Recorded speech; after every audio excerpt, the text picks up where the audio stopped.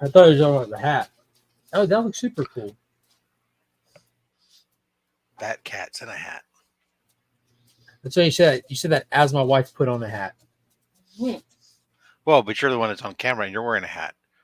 And I pointed at you. So I said, that cat's in a hat. I'm going to do the same thing. That cat is in a hat. Point in the same direction. Nice. It looks good. How, like, what is that called? The braid. She braided her hair, but it's like some Princess Leia type stuff. Hold on. Nice. No, just do that. Yeah. Yeah. She's very, very proud of it. It's hat day at Monkey School. No, it's a tea party, and Monkey and I made matching hats. Nice. It's a tea party. Yeah, you're gonna do a tea party, you're gonna just throw it in the water? Hers is definitely cooler. No. That would be much more fun. You should all wear colonial clothes and go there and throw boxes in the water. Teach them how to have a real tea party. That's right. This is how we do it in Boston.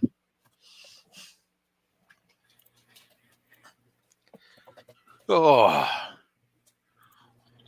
Ooh, and that's why we drink coffee, ladies and gentlemen. There's no coffee for me yet. No, America, drink coffee. Because tea is for English folks. We reject that shit. Anyways, I haven't talked to you all week. It's been a busy week. I haven't been too active. Nor have I, because I've been in.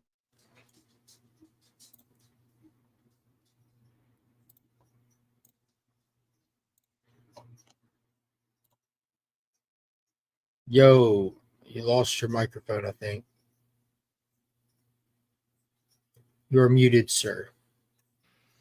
Yeah. I heard nor have I, and then I did my back's been killing me. I did something on this trip with my back, and I don't know. If my mic cuts out again, I'm just I'll plug in somewhere else. Every once in a while I have this where it gets intermittent connection through the USB hub, and I have to plug it in directly to the computer. Got you. But yeah, this is a kind of, because like down here we call it spring, but the rest of the world would call what we're dealing with like blistering summer already. Like we're hitting 90s already and stuff, without like the heat index and all that. Yeah, we're mid 80s. And this is the time of year like school gets out this month, so the phone stays ringing, people setting their plans for graduations and vacations and all that stuff. And everybody in Augusta wants to get their dog groomed, and not just the people that keep their dog up all year, the people who only keep it up once a year. Dogs need to get their summer haircut. Yeah, so I almost double up my workload, my daily workload, to try to keep up as to not lose business to an extensive waiting list, Yeah. No, for whatever reason, like I said, I did something with my back, and it's been like I'm having to take pain pills, which I normally don't do, and I'll sit for a while, and it'll start to really be agony, so I'll stand up for a bit. I can't determine if that gets worse or not, and it's just really odd. Can't win for losing with back pain, dude. I remember when I was younger, Pops messed his back up at work, and they went through the ringer trying to figure out what could help. Oh, there goes Rob. He's going to plug in somewhere else. But yeah, they bought a new mattress, completely changed the mattress. I remember them getting lumber, like straight up lumber, and putting it between the box spring and the mattress and adjusting it, trying to find like a firmness that would be supportive enough or soft enough to where he wasn't just in agony. I'm sorry, I'm back. I lost audio during that too when I did that, so I didn't hear what you're talking about. Okay, I was talking to Durs, talking about Pops that hurt his back one time when I was younger. That's very vivid because my mom and him were trying. They went through a lot trying to figure out how to make him comfortable during the injury by buying a new mattress, buying lumber and putting it between the mattress and the box spring and adjusting it, trying to find a firmness or softness that would be bearable for him to even lay down. Yeah, no, fortunately I have like the sleep number bed so I can adjust it. So That's what he has now. It's funny. oh, they're great, dude. Especially if you and your sleeping Yeah, partner share a bed and want different or different like different. mattresses. Yeah. Yeah. But I mean, they have their own interesting issues. Elaborate. Marital relations. If you have two different sides, one is firmer and one softer than the other. Yo, so is that like a mood setter? If you walk in the bedroom and the remotes are on the bed and you see they're set to the same number, like, oh shit, it's going down. You just generally pick one side or the other. Yeah. Which, at least it's better than I hear friends of mine who've got the Tempur-Pedic beds who say, oh no, that's just like because there's like no bounce or something to it, and all of that's like, you know, doing it in quicksand. Yeah. Me and Kyle, when we went and got the most mattress we have, we went mattress shopping, and dude, it was a fun experience. It just blows my mind how serious everyone takes their job. Like it's kind of reminded me like in high school. Like when I was in high school, the things that I held important, they were important to me, relative to me at that age. Like my friend's school, that's my entire world. You know what I mean? You look back on it and you're like, I don't hang out with a single person I went to school with. Couldn't care less. None of it mattered. Like the social aspect, all the stuff. Like, but I back then, like, it meant everything. I went mattress shopping, and I felt like the manager of the mattress store was like that about mattresses. Like it was everything. Like he's got us laying down, talking mattress tests, trying to figure out what kind of couple we are. Yeah, we're a hybrid couple, by the way, Rob. We like memory foam and springs, apparently.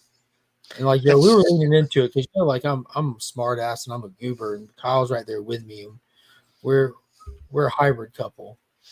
Well, that's called being a professional salesman. When I was doing that, and that's what you did for a living.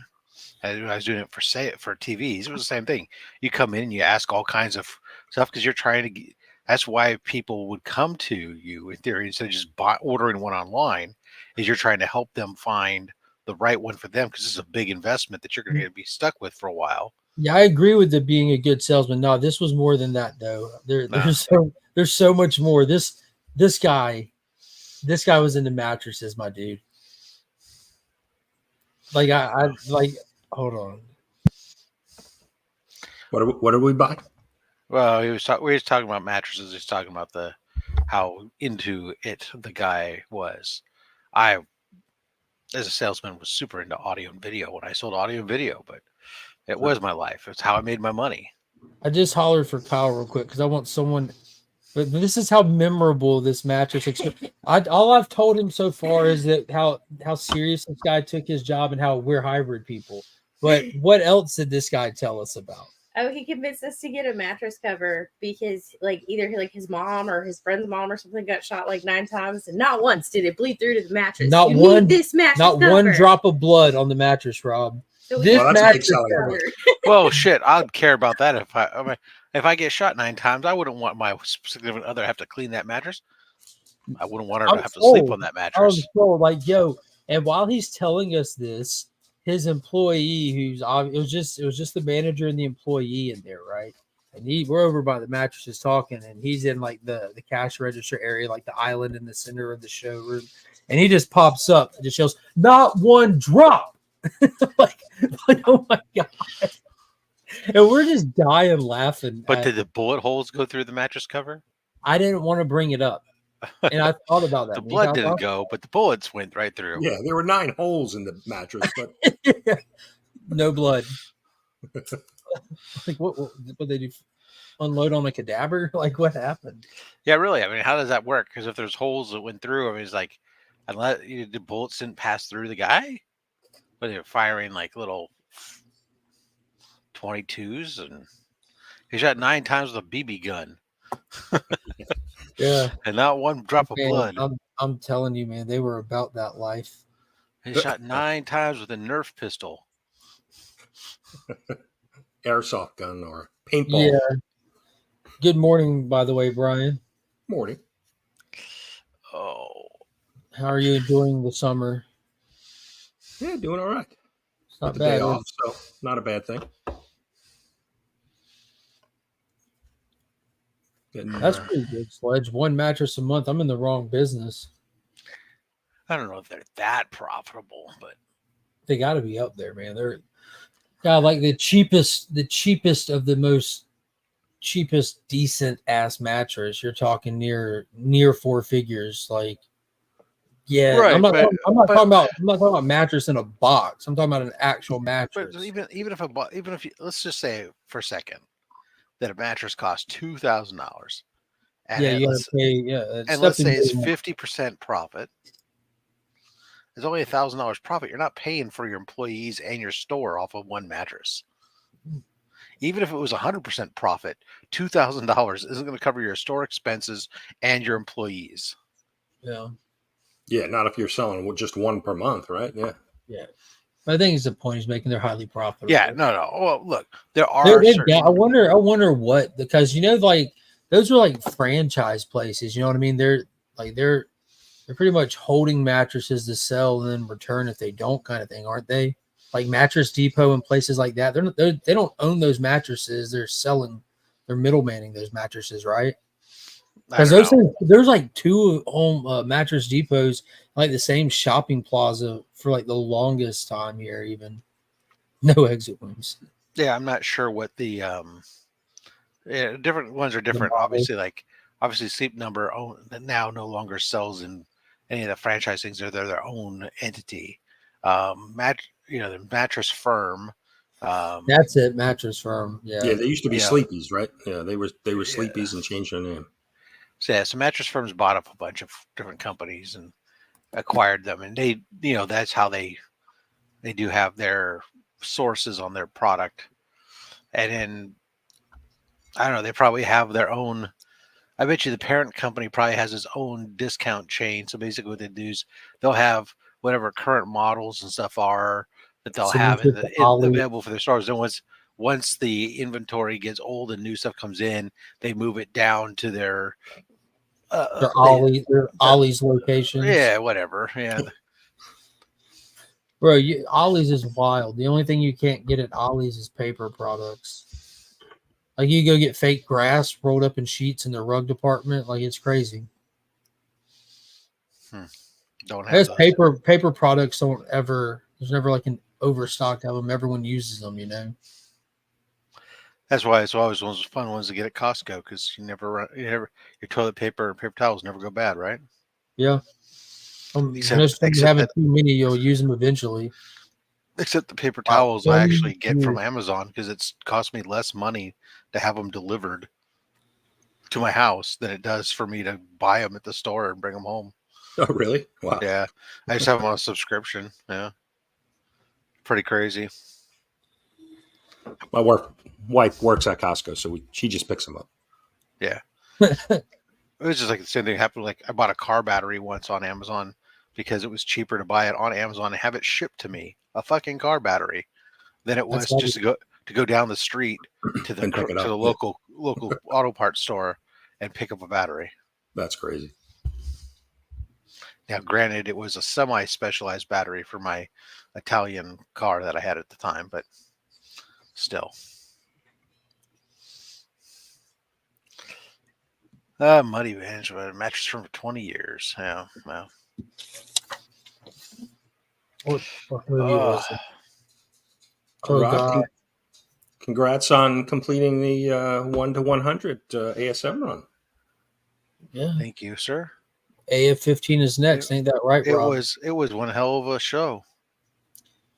I mean, that's a good show. The show's been out for 2 years now. And first year I pick up an ASM 1, and next year I pick up the ASM 3. And what was crazy was I picked it up from RVE.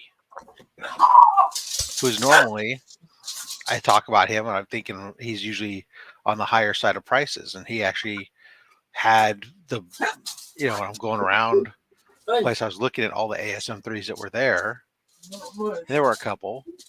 Most of them were either much higher grade and price than I wanted to spend, or were out of market. And his was, when I looked at it, it was about $300 less than the last sold. And then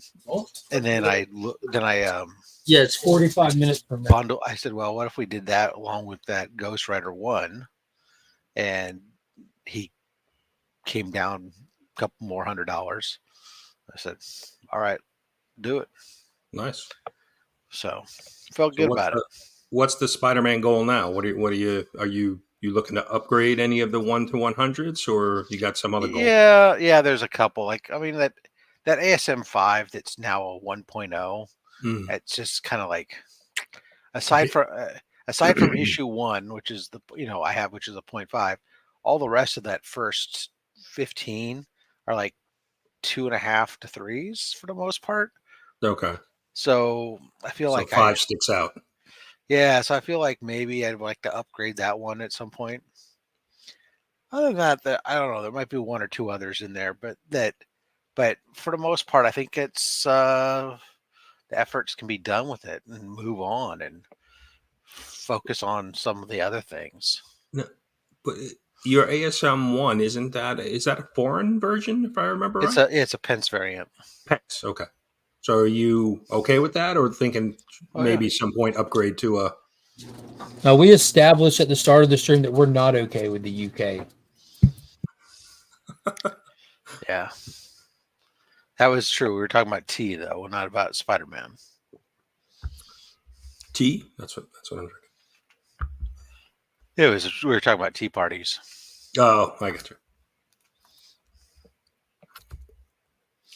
Yeah. No, I don't know. I don't really. It's kind of funny. It's like I completed that run, and also this week I had completed my. Let me get I got to look it up again to see what the exact title of the series is, because it's so confusing. Because there's a bunch of them that are very similar. It's Ultimate Comics Spider-Man Volume 1. Not to be confused with Ultimate Spider-Man. Ultimate Comics. What? So that was the series that that eventually ends with the death of Spider-Man. Okay. That I got you. that then rolls into Ultimate Fallout and the other stuff. So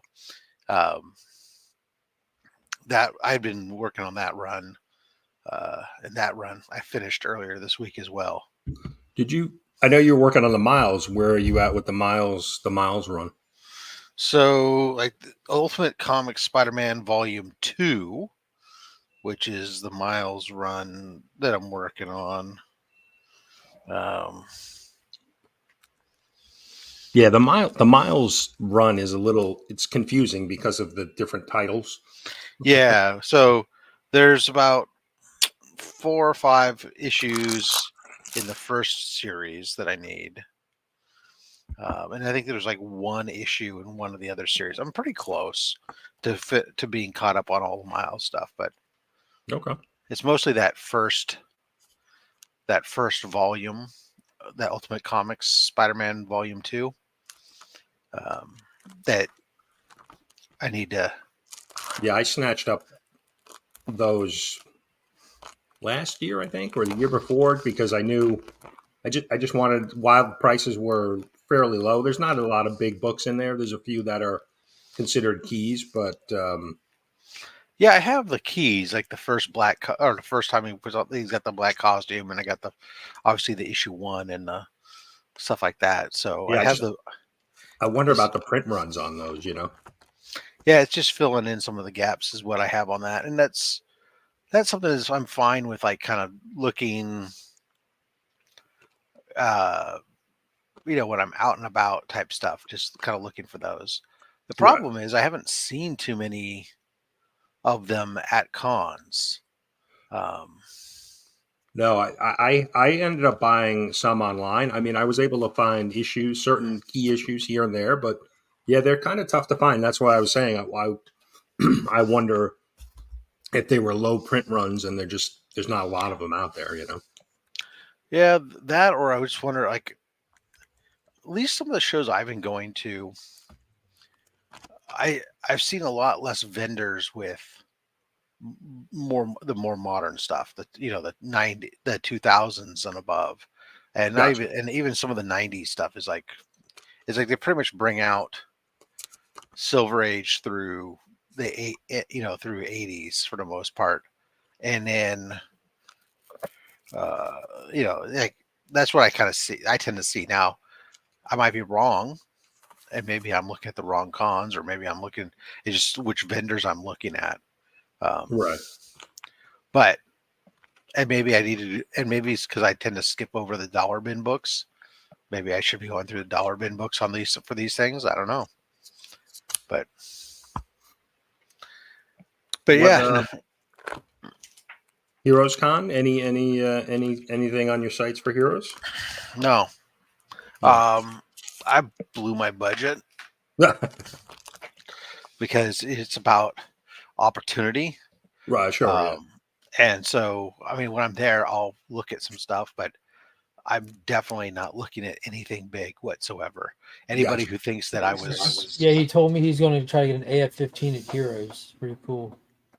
Yeah. I'm excited anybody who thinks that I'm going to replicate last year is in for a big disappointment. Well, too, right? You'll be manning the C3 booth too, so right. Well, I'll probably spend some more time. I'll probably go spend a little bit of time digging, and I might go looking. But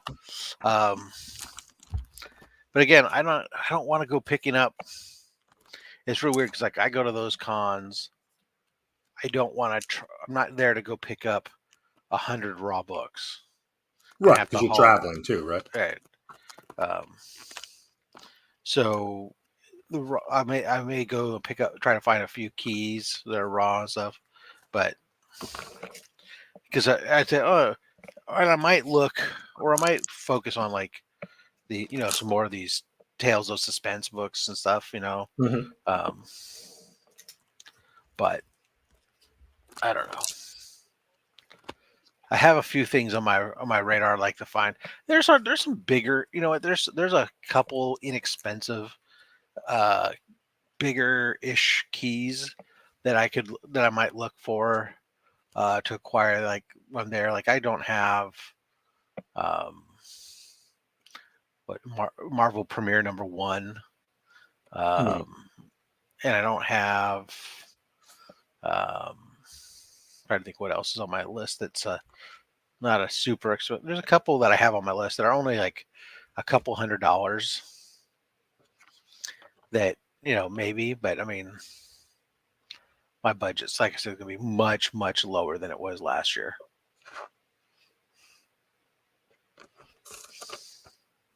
How about you? I was actually targeting a couple Spider-Man keys. ASM 300 was one, but one fell into my lap a couple weeks ago. So, and I ended up picking up ASM 300, 361, an Ultimate Fallout 4, and Secret Wars 8 for like $600 raw. So locally, a neighbor. So those were a few of the books I was going to be looking for in Heroes. So the other book I really want to try to get my hands on is a ASM 129. I know you picked one up last year raw at Heroes. So I did. Yeah. I had a good deal. Yeah. So you didn't get so that's kind of my book. You didn't get a Secret Wars 8 for $25? I commented on that video. Your video. You need to stop making other giveaway bins look bad. You know, and I think I replied back, you know, you can cop. It's often copied, but never duplicated. Yeah, yeah. I know. Now you're making me rethink my my giveaway bin. Damn. Early Silver Maybe I Age don't have the. Hulks. I give away quantity, not quality. Maybe that's my. I give away. That's what I'm going with. I give away what, like 12 to 18 books a Oh week, no, I know. You've been doing the extra pulls and the. and I get and I ship them out each week. You're gonna lap us. So wave to us Yeah, as you pass us by. it's funny because I was just watching this whole thing with like Comic Tom had some little clip and he was talking about how great his mystery box thing is that he does because he inserts these one or two oddball great books in the thing. It's like, yeah, well, that's nice, but I give away fucking, you know, my books may not be as high grade, but I give out a lot more volume of fucking cool shit than, and I don't charge you whatever $60 a month. Right. Yeah. Yeah. His mystery mail call thing. I mean, you know, you get the exclusive, but I haven't been overly impressed with anything I've seen people pull from his. No, when I had it, I would, even the exclusive was like okay on occasion. I mean, it never has any real value other, you know, to it if that's what you care about. What box is it? We're talking about the Comic Tom mystery mail call. They got to be fun though, right? Well, I I mean, haven't seen them in a long time, but they used to be pretty cool. Like when I say used to, like I think the last time I paid attention to what people opened was like 3 years ago. When you get a few '80s books, some modern books, and the and it's the variants same thing. were kind of Yeah, the that's variants were pretty kind much of what it. Yeah. higher in value and higher in demand like 3 years ago. Like the variant market was popping. Right. And it's still pretty much the same thing. And you know, so it's like, whatever. And the cost of the box just keeps going up. I mean, if you've had it for a while, How much great, is it? because I'd have to, let's see. You know, I 'Cause pay 60 shipped for the BTC one every month, and there hasn't been a month where I haven't gotten my money back and then some. Yeah, until this one slab thing. Slab still hasn't moved. Yeah. I and it was funny. They BTC double shipped to you, to me, to DJ. I don't know if they did it to A lot of everybody. people. Yeah, I it guess wasn't. it's It wasn't everybody. There's a big handful of people that labels got double printed on. so it's $35 if you subscribe on on a monthly basis. If you do one-time purchase, it's 39 plus shipping. Oh, 34 plus shipping. So it's either 35 plus shipping or 39, 40 plus shipping. And then you get 4 to 5 books. Yes. Yeah, there's usually an exclusive, a print, and then there's some other, Yeah, there's some an other book. exclusive art print and a different collectibles that'll be added to that. So 4 Is to there a 5 cap books. limit on the box numbers for a month? No, there's not. They just keep. No cap. Yeah.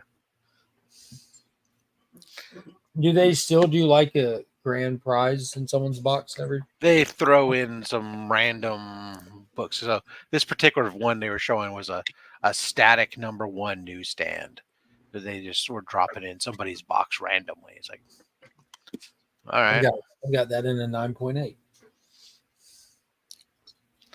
So, anyways, it's just, you know, it's a box. You know, that's what it is. I think it was one that's those boxes that I think when you first come into the scene, it could, just like Comic Tom is oftentimes one of those gateway Right, YouTubers. All right. It's easy. It's you go, oh, okay, $35. That's not bad.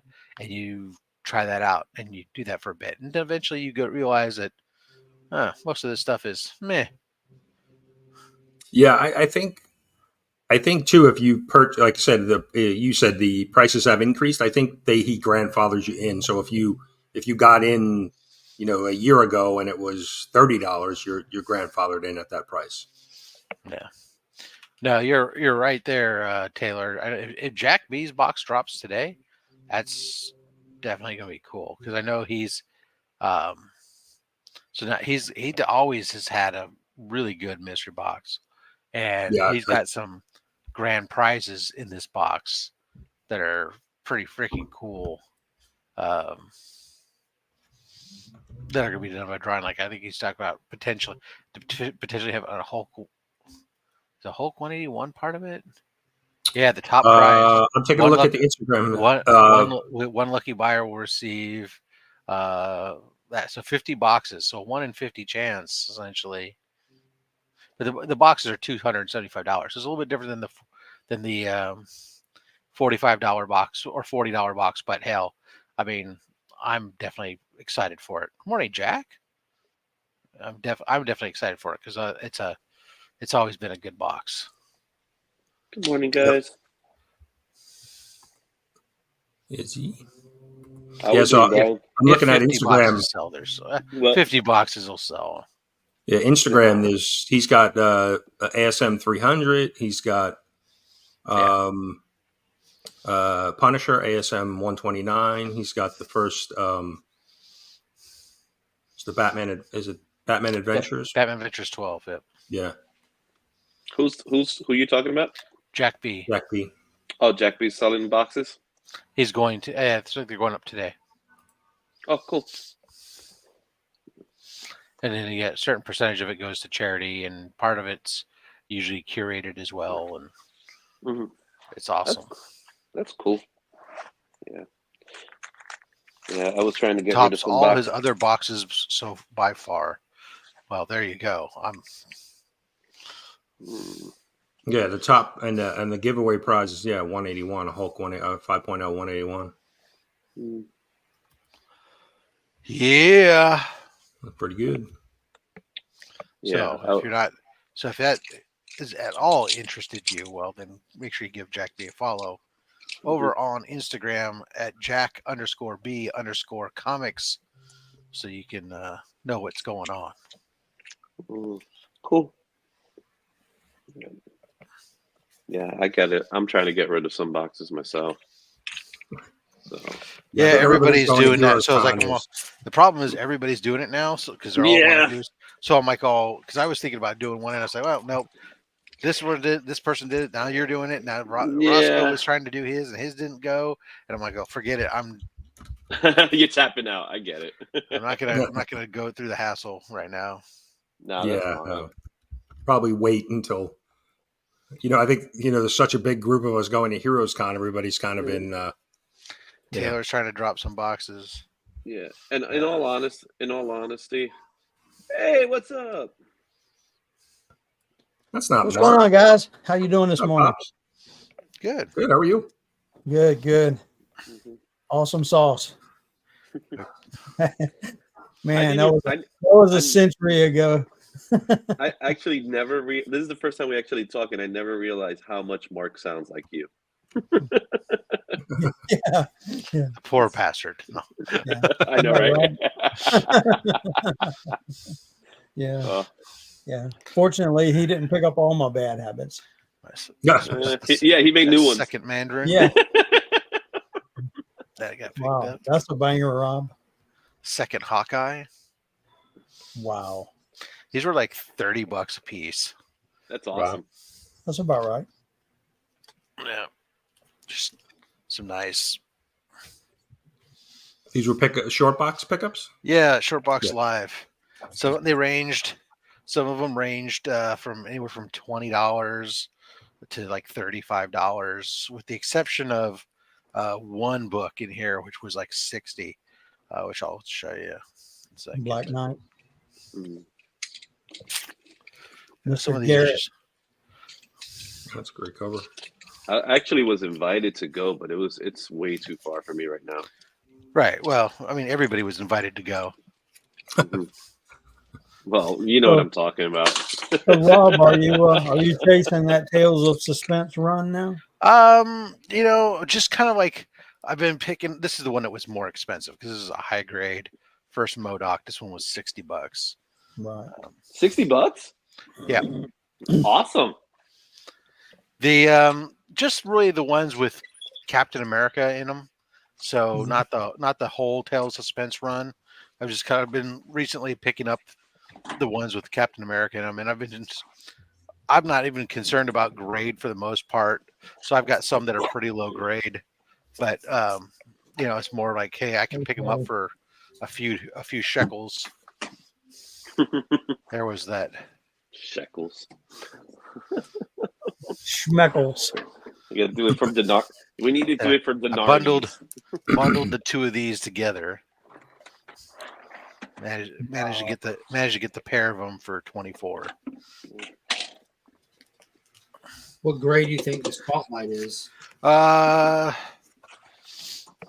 6570. Okay, well there you go. That's pretty good. Yeah, it's by itself. It's about a $400 to $500 book, and then this was tagged at 24. No, it was tagged at 2150. Last sale was 2400, and I got the pair for 2400. So, Are you planning to send them out? well, not the ASM. The ASM's already slabbed. No, I was referring to the Modoc. Since I can't the really Modoc. see you I don't know if I might send the Modoc to get graded along with the Ghost Rider. Yeah. I got to get a couple more vintage books that I want to get graded before I do that, because it's not cost effective to send one. You know? Agreed. Yeah. Like usually when I send books, I have to send them like 5 at a time. At Hey least. guys, Yeah. y'all Just to have a make good morning. I'm dipping out. All right, take it easy. See you later, Okay. man. Hi, Ben. I want to turn off the camera somehow. Yeah. I find it's better to always send us a certain batch of books, because then you end up losing money as a result. Yeah, with because those shipping those costs ship. and whatnot. Yeah, because you end up spending like almost $40 in shipping costs sometimes. So see you there, Mark.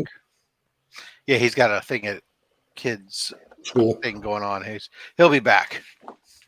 So, but the actually what's really cool is I just got the ship notification on those Silver Age Spideys that I sent off that were PGX that they've okay. Yeah, see how they do, right? Yeah, they're on their way back. So you got a video coming back soon? Oh yeah, there'll be a video, of the here it was as a PGX and here it is as a CGC. CGX Part 2? I may have to. I'm thinking about, like, the last time when I did it, I just showed it, like, played it with all the PGX in a row, and then played them as I unboxed them as the CGC.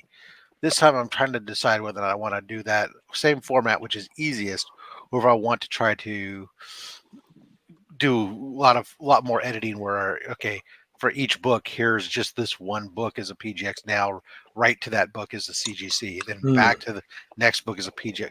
I mean, it's not sure, but I don't think it's worth it. Pardon?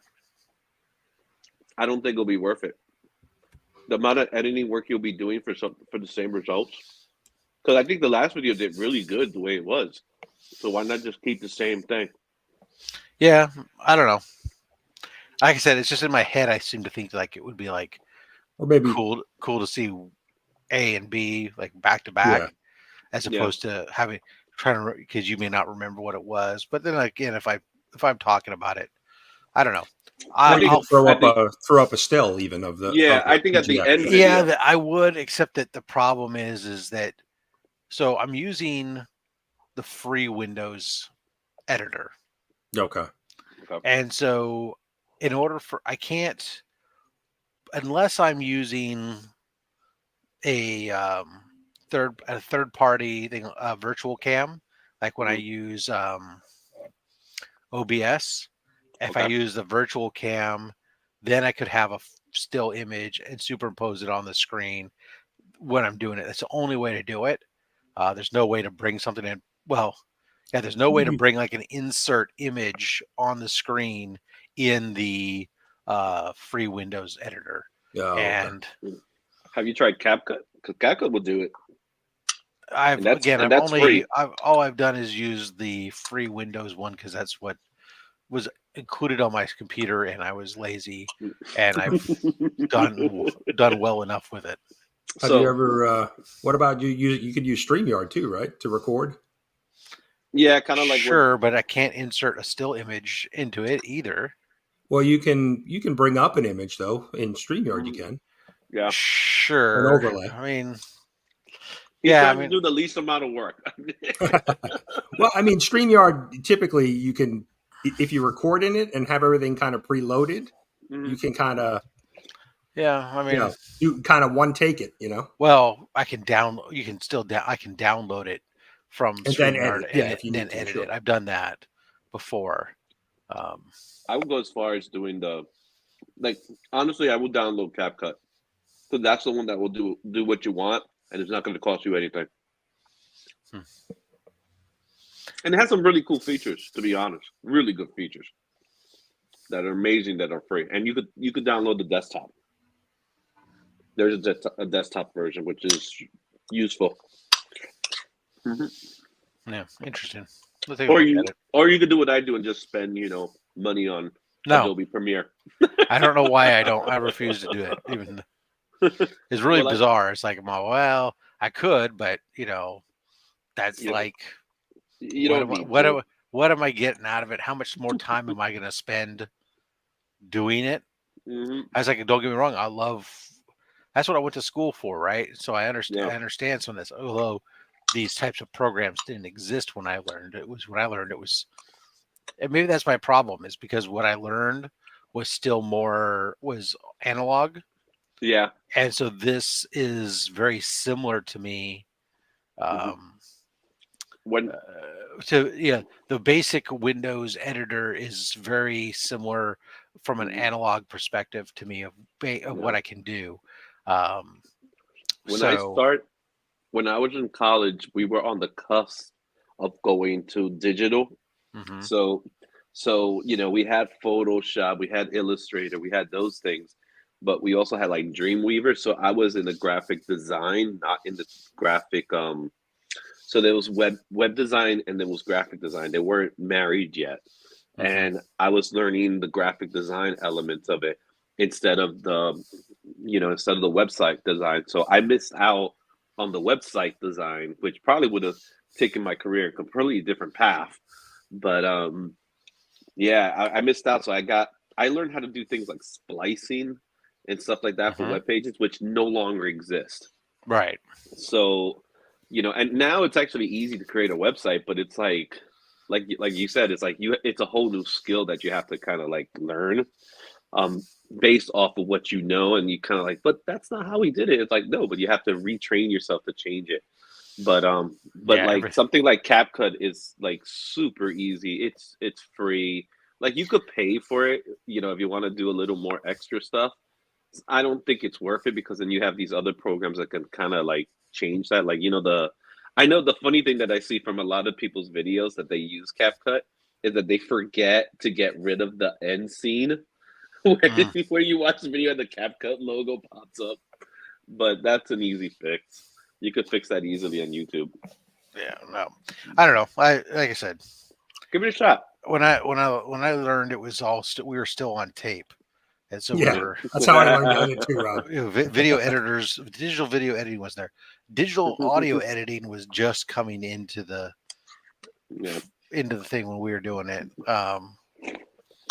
And I remember thinking that was really kind of cool, but still, most of my audio editing that I learned was still cutting and splicing tape. So that's how I learned.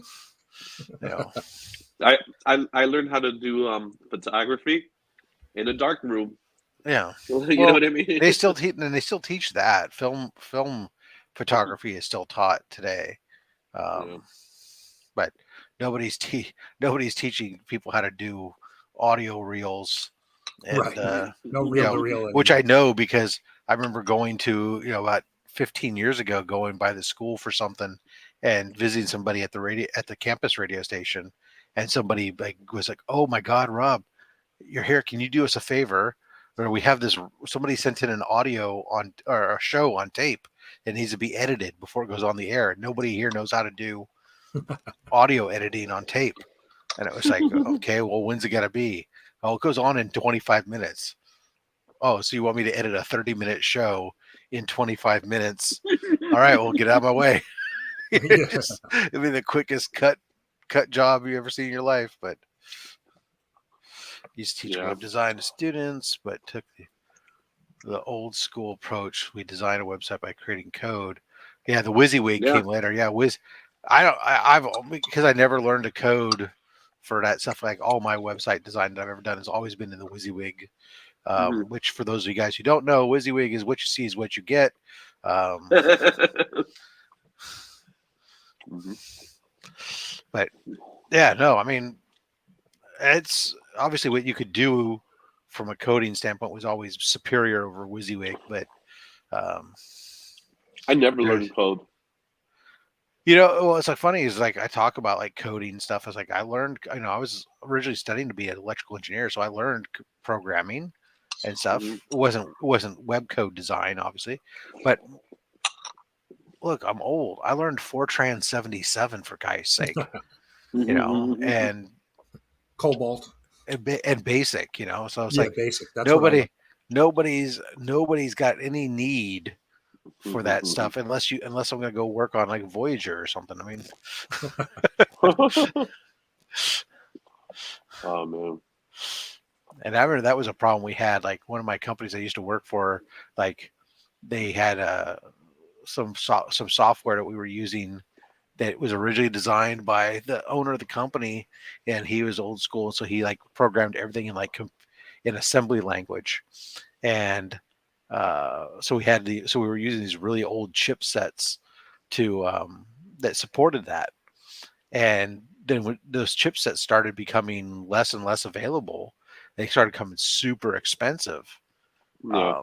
and we had to, or no longer available at all, and so we had to try to get somebody to reprogram the software and translate it into a newer language because you couldn't support the old stuff Right. anymore.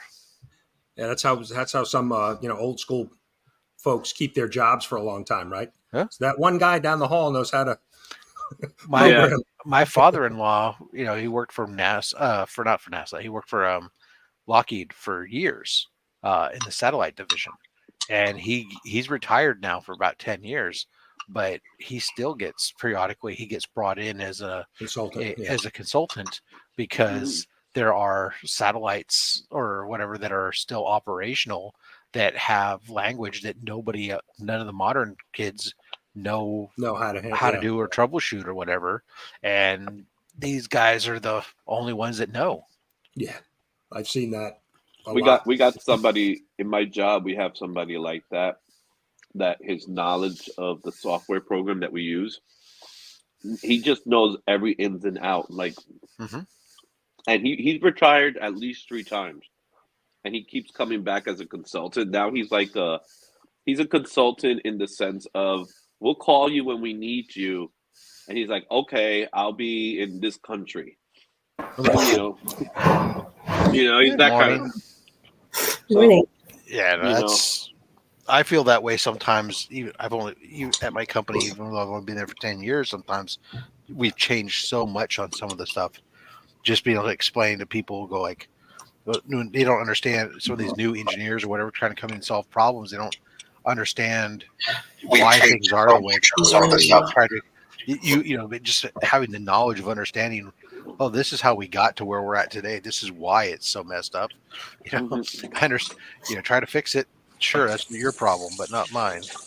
But our CTO is kind of the same way. Our CTO has just been there since like the day the company started, practically. And there's certain people. He's one of those few people like we can't lose this guy. If we lose him, if he ever We're decides done. to, yeah, really, who's gonna? Does anybody understand this like he does? But that's the problem. The problem we have with today is that no one's being taught how to do things the way they were, and therefore, we get stuck with situations where the person's gone, and now we have no idea what to do. So it's just Blow it one of up and those move things. on. Yeah, pretty much. Yep. So, like I said, this guy at my job, it's just his knowledge. It's not even what he knows what to do.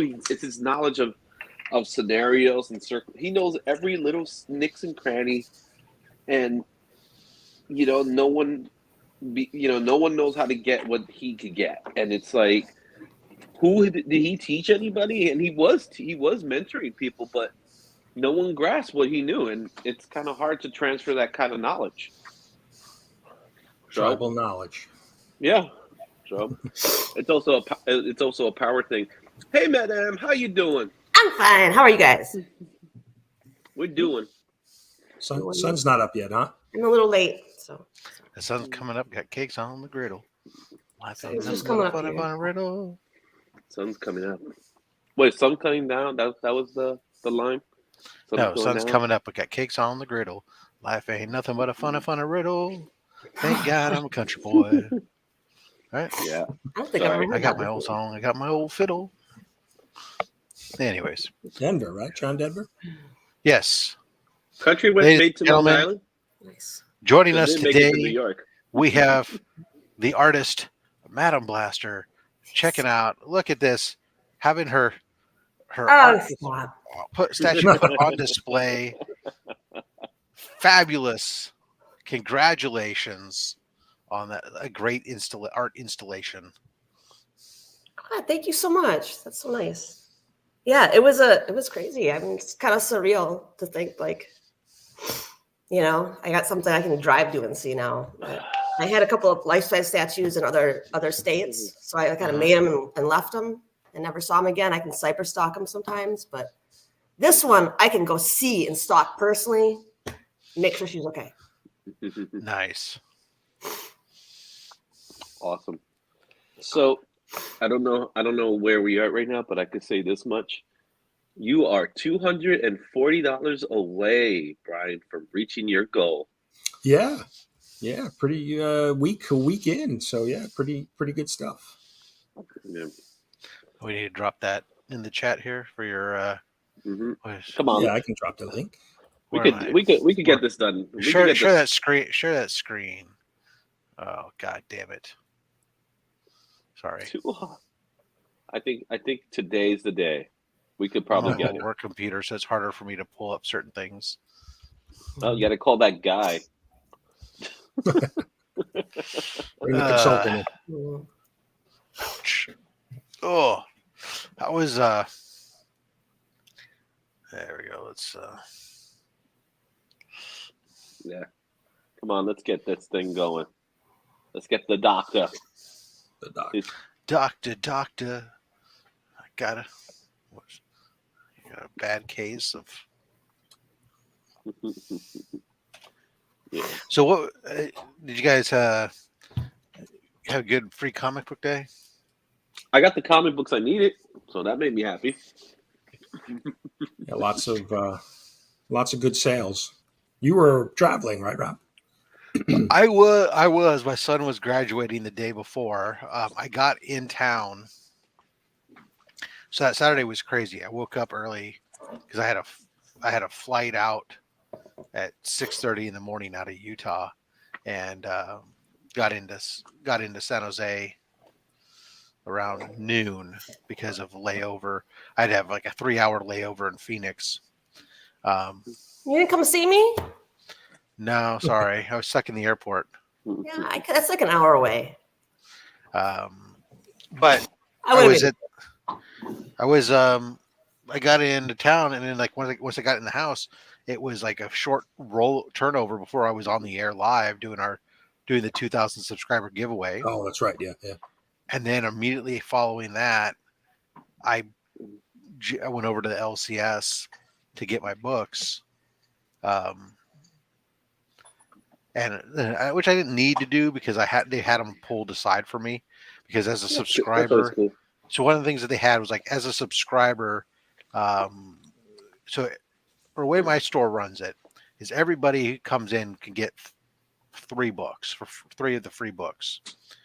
And then they have them broken out onto 4 different tables. And it's like, and the tables are divided by basically, kids books and like preteen or whatever, right? Kind of age stuff. And you could get all the books at a given table for a donation of a certain amount to the charity that they were supporting, which was, I think this was some sort of children's charity for children of broken homes or something. Okay, that's cool. And so you could do that, or subscribers that made a donation of $100, or no, I think this was $75, 75 or $80. If you made a donation in advance, then they would pull one of every single book for you, and they would set it aside, and you didn't have to come down on Free Comic Book Day.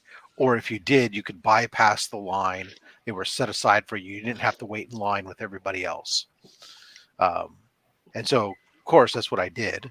So I didn't have to go down there. So I could have, but I did, which was great. And the reason I went down was because I had seen, Brian, those Ultimate Comics Spider-Mans. They had posted pictures that they had gotten those books in. Oh, okay. And so from a collection. And they were like, I could see that they were the block of books that I needed.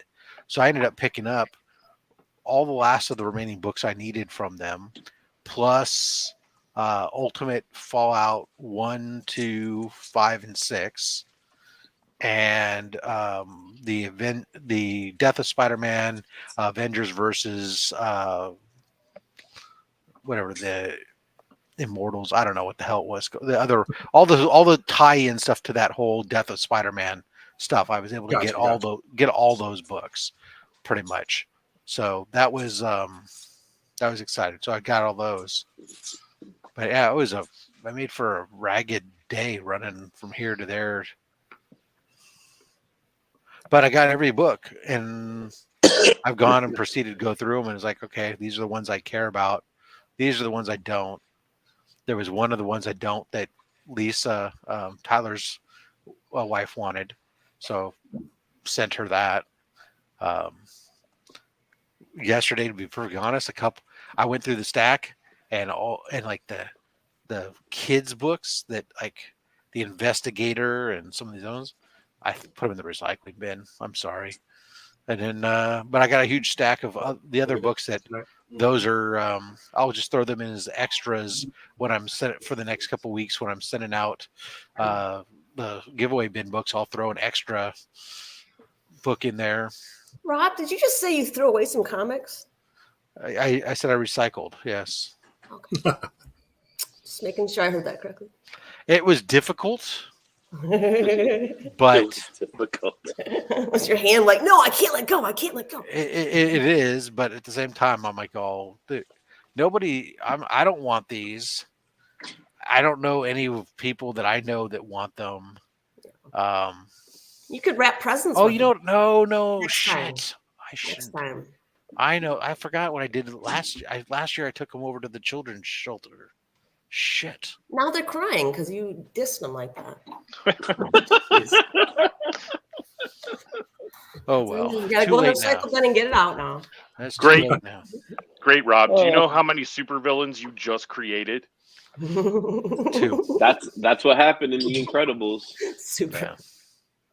That's exactly how it happened in The Incredibles. Oh well. JP, what's up, my man? But I still have a bunch more that I'll give out to people for free. I enjoyed the Popeye one. Nice. Justin, did you pick up comics for Free Comic Book Day? No, I didn't go out. Oh, okay. You weren't like showing up someplace to sign books. No, the demand for me to sign books is not that high, Seriously? especially locally. Oh, I know that guy. I beg to differ. I think if we get you in a Midtown signing, everyone's gonna come through. I don't know. Who else about is that. appearing? Who else is appearing with him? Yeah, that's the main. Who Well, else will be there? bring some pens and Sharpies to HeroesCon because Yeah, Yeah. bring out Everyone's gonna want a letter from Justin Birch for sure. at least one. At least one. Good one. They want a complete letter. In calligraphy. Okay. or We- a we pencil talked and a about- sharpener. We've talked about What this is it? several times. JB does not do calligraphy. I swear to God. He means I barely do by this cursive. time you should have practiced a little bit. I'm a very busy man. I know you're always working when Brian. you're on air. He's too busy signing books. That's what's happening. You know. How you doing, Brian? So this is a funny story. So I was at when I was at C2E2, someone brought me their hardcover copy of Something Is Killing the Children, and I opened it up, and the very first page, that's where they were getting everyone's signature. So I saw, I think it already had 2 signatures on there. And I was like, okay, do you want me to sign here? And they're like, no, do it in the credits. So I'm like, okay, I guess I'm not with everybody else. That's fine. Banished to the credits. So I flipped the page and then I signed it, and mine is the only signature on there. So it definitely felt like it was a pity sign. Like they go to the back of the bus there, buddy. They're gonna rip that out later. They don't want that.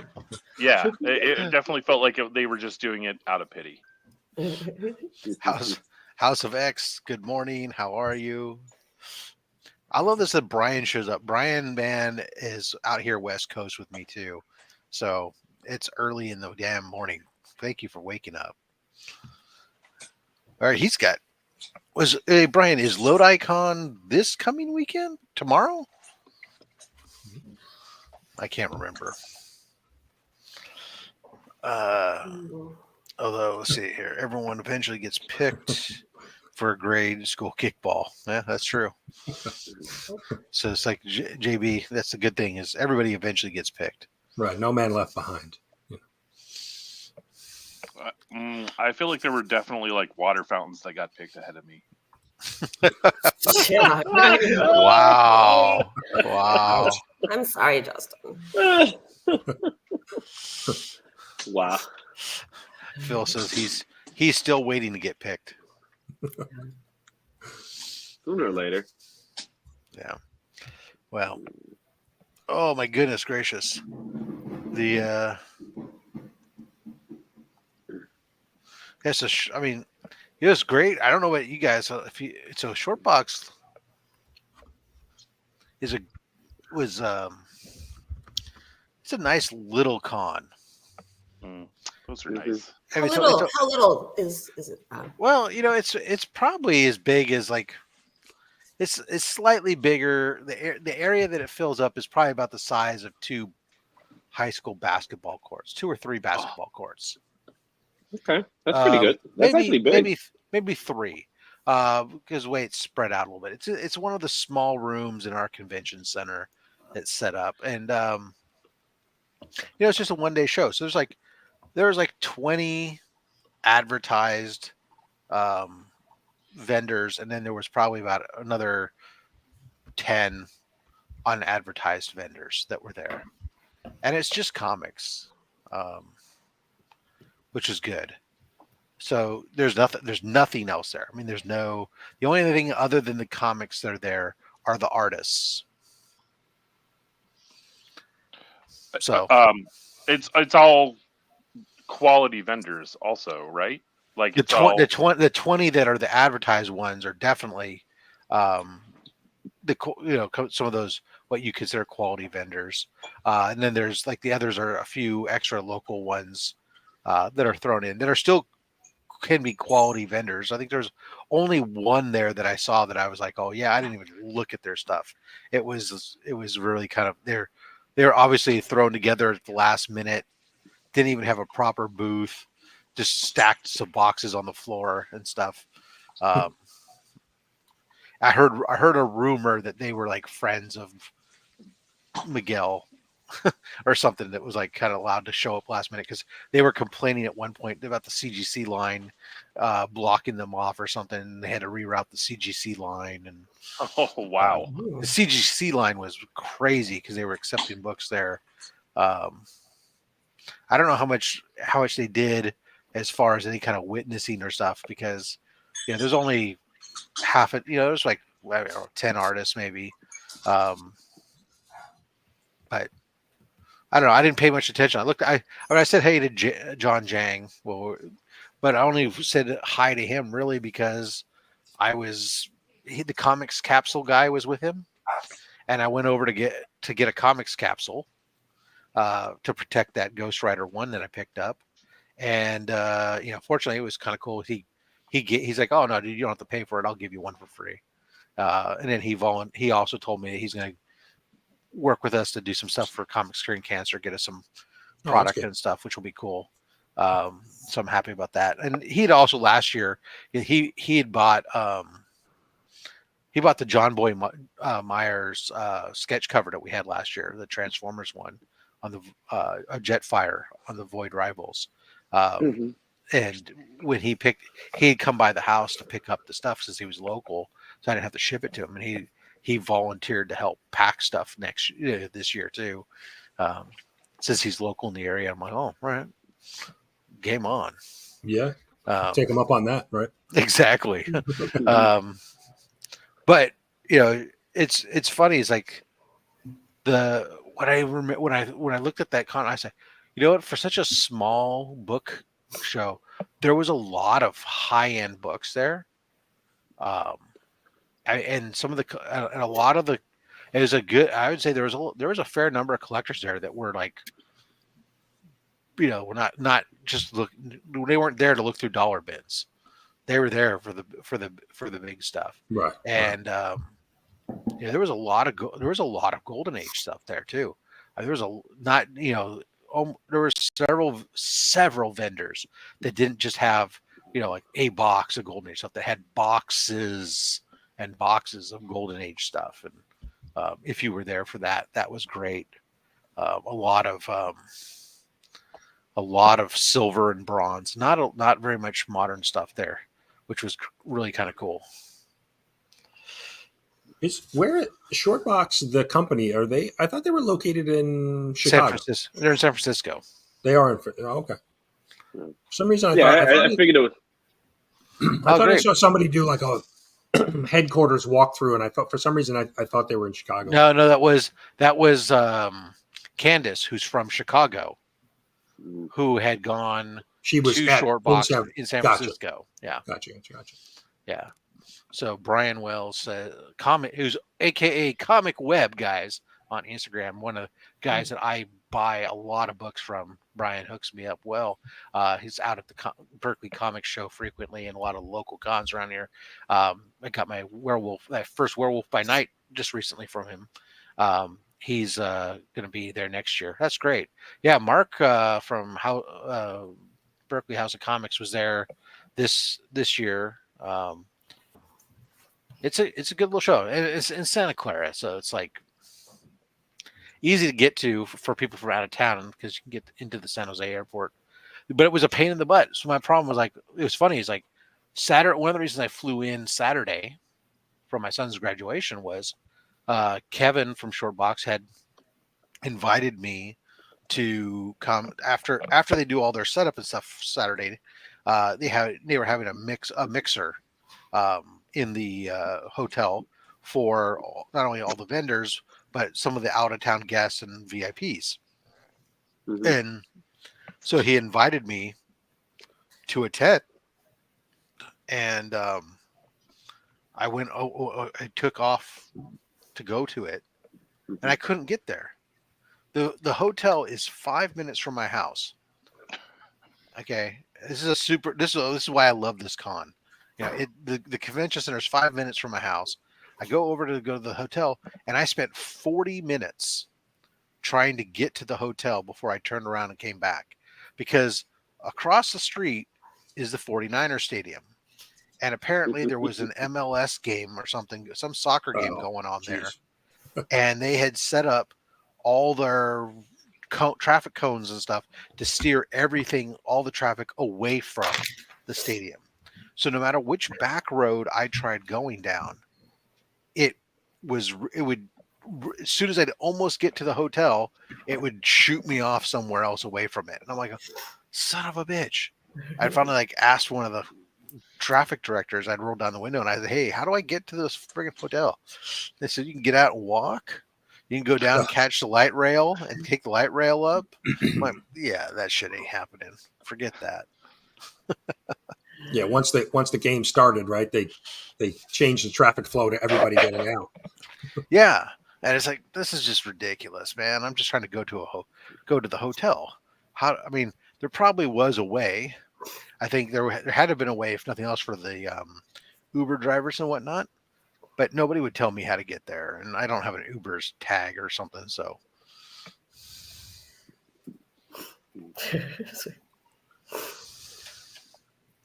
Did you think about getting out and walking, Rob? that was one of the suggestions they had, but I didn't care that much to, look, I'm not a big drinker anyway. So, going to this thing was just I'll just see everybody there Saturday. It's not like it's such a big, or on Sunday. It's not like it's such a big con that I can't see people. Yeah. You got there. a special invite and you wanted to be polite. That's right. Yeah, I get it. Yeah, it was great because I had already bought my ticket and they had reached out and given me for some free passes and invited me to this thing. And I took the free passes and then I turned around and gave those to Eman. I reached out to him. I said, "Hey, Eman, are you go?" Because he's in the Bay Area. So are you going? He said, "Yeah, I haven't bought my tickets yet, though." I said, "Don't buy them here. I'll give you. I got free passes. Here you go." Nice. And then That's sweet of you. Nice. yeah, well, they're all passes are only $20. It's not like it's that. That's the other nice thing. It's a cheap con. So $20. nice. $20. $20 And is not exactly that cheap in comparison to smaller cons. In comparing to smaller cons, I mean. when I go to I take that. I say that it is to a degree. Most of if I go to some of these other ones, so I guess it depends. So a lot of the local cons I have here, that if I go to them and get the VIP pass, which gets me in 30 minutes early and gets me the T-shirt or whatever, it's like $15. So 15. And when I go to Short Box, I don't get in early. I do get a T-shirt. I get a swag bag full of comics and stuff from them. And some other stuff. So, I'm just saying $20 isn't awful. It's not it's not. It's not like I'm paying $50 to go to the con or something, Well, $20 is a good deal when you consider how proportionate it is to the quality of vendors. I think $20 is a steal. Yeah, $20 for a con that's nothing but comics. There's nothing. Literally, there's not a T-shirt vendor there. There's nobody selling Funkos. There's nothing. It's comics. No cosplayers. There were some people maybe who put on something, but I mean, no. These were. There wasn't even there were a few kids there. There weren't even the throngs of kids. This is adult show, man. This is what the only thing that sucked was probably the food. It's they're like, "Oh yeah, we got food on there," and there is because it's in the convention center. But the concession stand had one basic option, and it was you get a Korean food bowl. It can either be chicken or tofu. Which do you want? It's neither. Sounds reasonable. Can I just get a hot dog or something? No. Well, all right, forget it. Never mind. I'm out of here. Wouldn't that be the convention center's fault though? Yeah, no, that has nothing to do with Short Boxed. Yeah, it's 100% the convention center. Tofu. Wow. Yeah, there you go. Look at that. Thanks for putting up the link in, Brian. Just back to the doctor. Can't wait to read it. There you go. And if you don't know what he's talking about, Brian's got a Kickstarter comic book going on called The Doctor. Why don't you give people the Cliff Notes version? What's the general description of the book? So the doctor is a doctor. He's a psychiatrist who helps soups with problems, everyday BS. Does he also help bad guys? He will. He doesn't discriminate. Nice. So, and we have Justin Birch, the letterer of the doctor. No Justin, way. Are you working on that? He works. It's done. I already did. Oh. It's done. Did you do it in calligraphy? Look, Justin, look what I got for you. Yeah. I like the beginners part. Yeah, look, I even started a couple. Oh, look at that. See, look, why do I need to do it when you can just do it for me?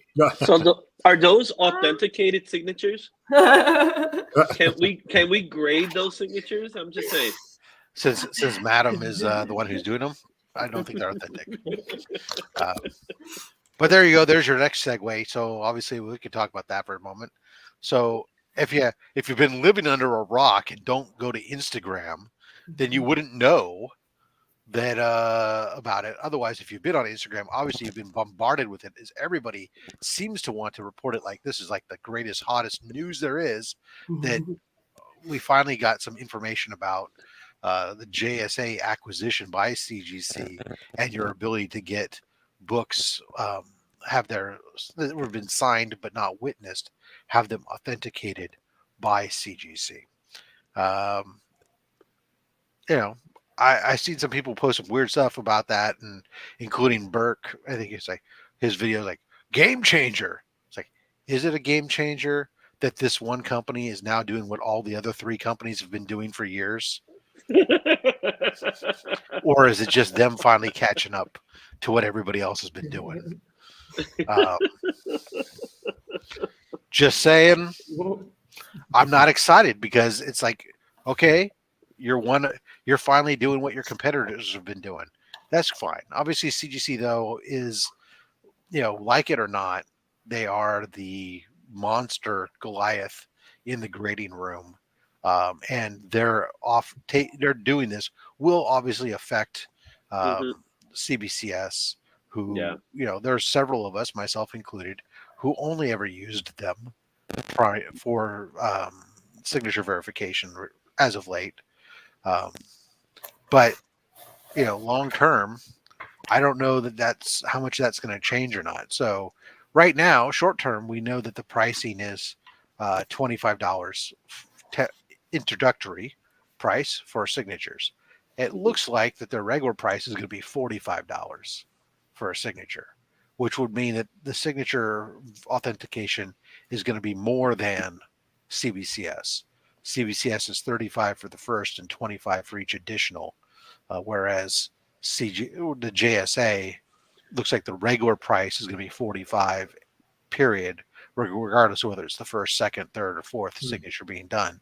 And then, for some strange reason, if you want them to grade the signature, which I don't think anybody's going to do.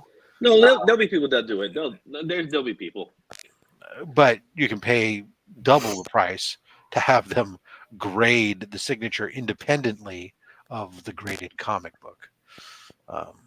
Grade the signature? Yeah. So, I mean, the quality of the signature, how good is it? I guess. I don't know what the criterias are. Is it calligraphy or not? Maybe it has to do with how accurate I'm not sure, but that's the only thing I don't like, because it doesn't make any real true sense of the matter. Like, you're grading a signature, that seems more subjective than anything. Yeah. Are they grading it like on the placement too of where the signature is? I don't understand. No idea. That's like if the pen they phase between. No idea. So I do know from having this conversation with other people is that sometimes it has to do with the type of pen that's being used. Mm-hmm. So like a silver pen or a gold pen or placement, or whether Todd McFarley decides to write Todd or not Todd. You know what I'm saying? T dash or T. So all that stuff comes into all that stuff is part of that grading process, which I think is the most asinine attempt of making money. So you're going to get an off-white signature, is that, or off, cream? Yeah, cream signature. Yeah, this. We think it was like okay. It's just dumb. Here you go. From the JSA website, it says determining factors include, but are not limited to. Oh, I love when they're super precise with that type of shit. Contrast, strength of the signature, autograph placement, streaking and smudging, creasing, stains, tears in the item, but only 1 to 2 signatures are accepted. Any item with 3 or more autographs will not be accepted for grading. So if you have a multi-signed book, you can't have that signature graded. But this seems to be something that I guess maybe with and they use an example here. They have like a Lou Gehrig baseball. Okay, I guess I could kind of see that where especially on an old ball, if you have it authenticated, that ink or something could have been very faded, and so they're Right. grading the condition of the signature or whatever. I think from today's purpose of what we do today with modern comics, it's pretty much it's something that's just silly and a waste. Well, But Lou Gehrig signed baseball. Justin Birch signed comic. I know. They're about equal. It really makes me think I need to practice. I need to, perfect my signature when I sign the copies of the Doctor. I need to rethink that. Well, Yeah. here's the other thing. So there are artists, myself included, who have throughout the years have changed their signature. Yes. Mhm. I changed Yeah. my own.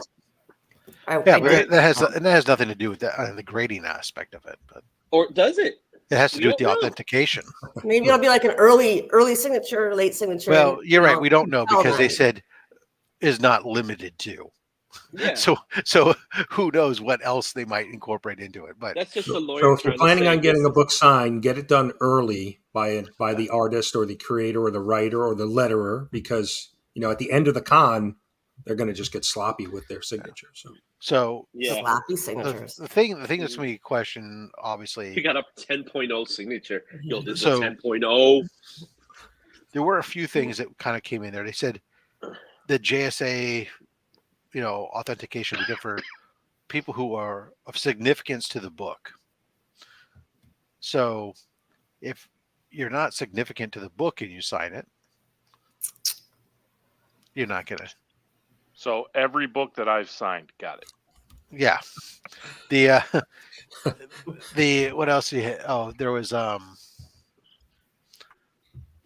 one of the things that there was a question that was in there. I saw somebody give bad information. Was they said, well, can you send a signature in and ask for a green label instead? And they said no.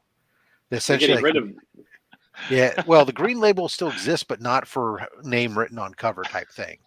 Yeah. Instead, if you send a book in and it's signed, they will add the JSA authentication to your order, essentially, which seems kind of weird, but whatever. I love the way that person was like, thanks, but no thanks. Well, the question I have that I sent in, I'm waiting for it to get answered on the boards, is so like one of the things I do a lot of is because I do get these sketch covers, is I send them in and I'll get the signature verification. I get them encapsulated with that art label. So that way I don't need, the value of a sketch cover to me is the art itself. Yeah. When you send a comic book in, you get it graded. You're getting it graded because that's going to help set the value of the book. That's what makes it different from the other book is the grade. Whereas in the case of a sketch cover, what makes it different than any other one is the art that's on that sketch cover and not the grade. And so the grade distracts from it. I don't need to get a 9.2 because the artist had a dirty art board that the back cover got, all kinds of smudges and stuff on. Well, I'm sorry.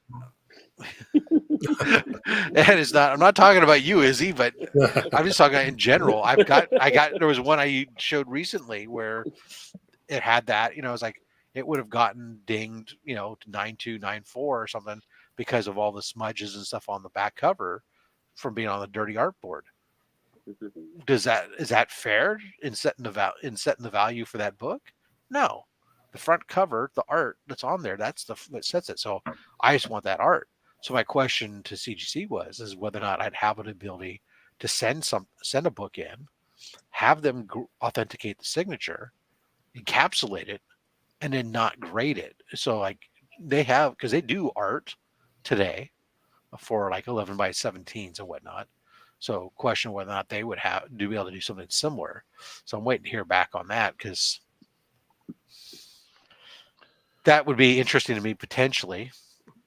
Especially right now, while they're doing their introductory price of $25, and as a top tier paying member, I get a discount. My discount applies to the authentication fees, which is kind of cool because it doesn't apply to pressing, but it does apply to the authentication, which is cool.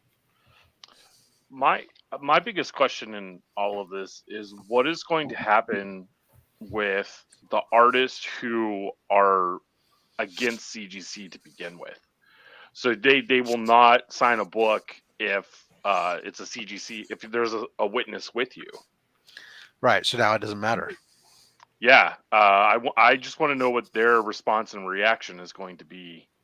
Either they to won't this. sign books or they'll continue to say, fine, I'll sign them, but it's not witness still, because before I could still get those books and send them to CBCS and get them done.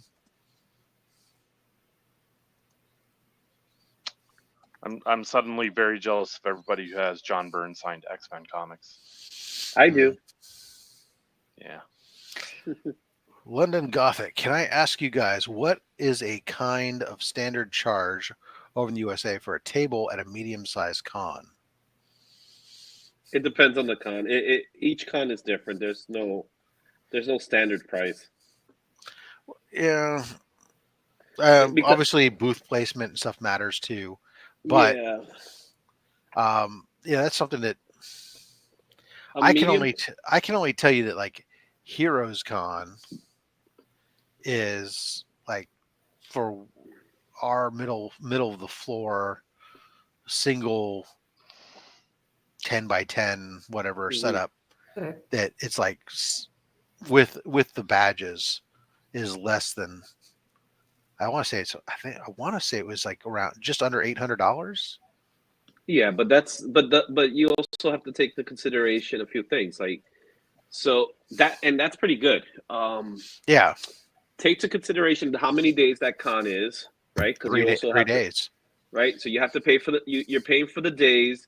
You're paying for where the venue is located. So there is a difference to being in Charlotte, North Carolina, than there is to being in New York City, Oh yeah, sure. right? So you have to take that to consideration, and then also you have to take the consideration and this is not something that as a vendor you have to think about. This is something as the promoter they're thinking about, is what is the return on investment, because they are paying the venue to hold the event. And if the venue is asking for a certain amount, then they have to find a way to match it so that they can make a profit out of the vendors. No, totally get to all that. You're right on all Yeah. that. That's like he's asking a general question. I just simply said, I can't, Yeah. I can tell you like this example, and I know that some of like the local cons I've seen, around in this area, anywhere from $250 to $500 for a single day small Mhm. type of con and stuff. So when I've looked, because I don't normally deal at a thing. DJ saying that he's got some small cons of $90 to $150. Yeah. Like but here, it's crazy. The ranges. Yeah. I can tell you the cost of an Artist Alley table at C2E2 was $475, which is actually not bad. And I think it's $550 or $575 for an Artist Alley table at New York Comic Con. No, I think it's higher. I think it's only like $5. It's in the $5s. Yeah, it's in the $5s. Do you have to be a certified, valid, like artist to get one of these tables, or can anyone just like get one of these tables and like sell a bunch of their, So it depends on the con. For the Reed Pop shows, so the C2E2s, the New York Comic Cons, the Emerald City Comic Con, it's juried. It's juried, but so you submit the application and they look it over, and I guess they compare it to everybody else and see if you make it in or not. Yeah, Brian does a lot of shows. I think he's like on your 12th show or something coming up for the year or something already. So I say, yeah, even that's cheap for local shows now. Mm-hmm. Over in London, around 50 to 70 pounds for the small and medium ones. Yeah. So most conventions, I would say, Motor with the City exception of Con. the larger ones, most conventions, with the exception of the really large ones, the big ones like the New York Comic Con, San Diego's, Artist Alley tables are usually cheaper. They're definitely cheaper than vendor tables. So if you're looking for an Artist Alley table, you could probably get a pretty good one in a standard convention. I guess if you're looking for medium, maybe $300 if it's a multi-day convention. If it's like a one-day convention, you're looking into maybe anywhere from 50 to 150 from what I've Yeah, seen. so Jack's got information. He said it's like Motor City, a 10x10 is $850, $300 more for a corner spot, and Yeah. then half island 2,300 and a full island 4,500. Jeebus. Yep, that's if you got Well, but that if you're kind of. if you're bringing out comics to do a full island, You gotta have that you know, money. But You're bringing the good stuff. You bring some good stuff, and if you're a big island, I mean, that could be 2 big boy books, but still, it's a lot of dollar books. That's for sure. You're probably not bringing dollar books on a full island. So I've done 20 to 22 before the year ends. Jeez, you're gonna be a busy boy, Brian. Yeah, he's coming up on his 11th tomorrow. So tomorrow is Load Icon. Got it. Yeah, I'm not going to be able to make that one, obviously. It's a Saturday. I'm busy. I got a show. And I'm already tapped out. Who am I kidding? I spent my money at Shortbox. We already established that. I need to. So it's over? That's it? No more collecting? You said, as you said? Yeah, that's right. I finished my it's 1 through over? 100 ASM run, so now I'm done. No more collecting. I don't need to collect any more books, right? Now the emptiness will start to set in. Now you'll know what it really feels like to be void. The great hole that needs to be filled with a lot of comics. 10 by 20. Well, let's be honest. He filled that hole. Yeah. Wow.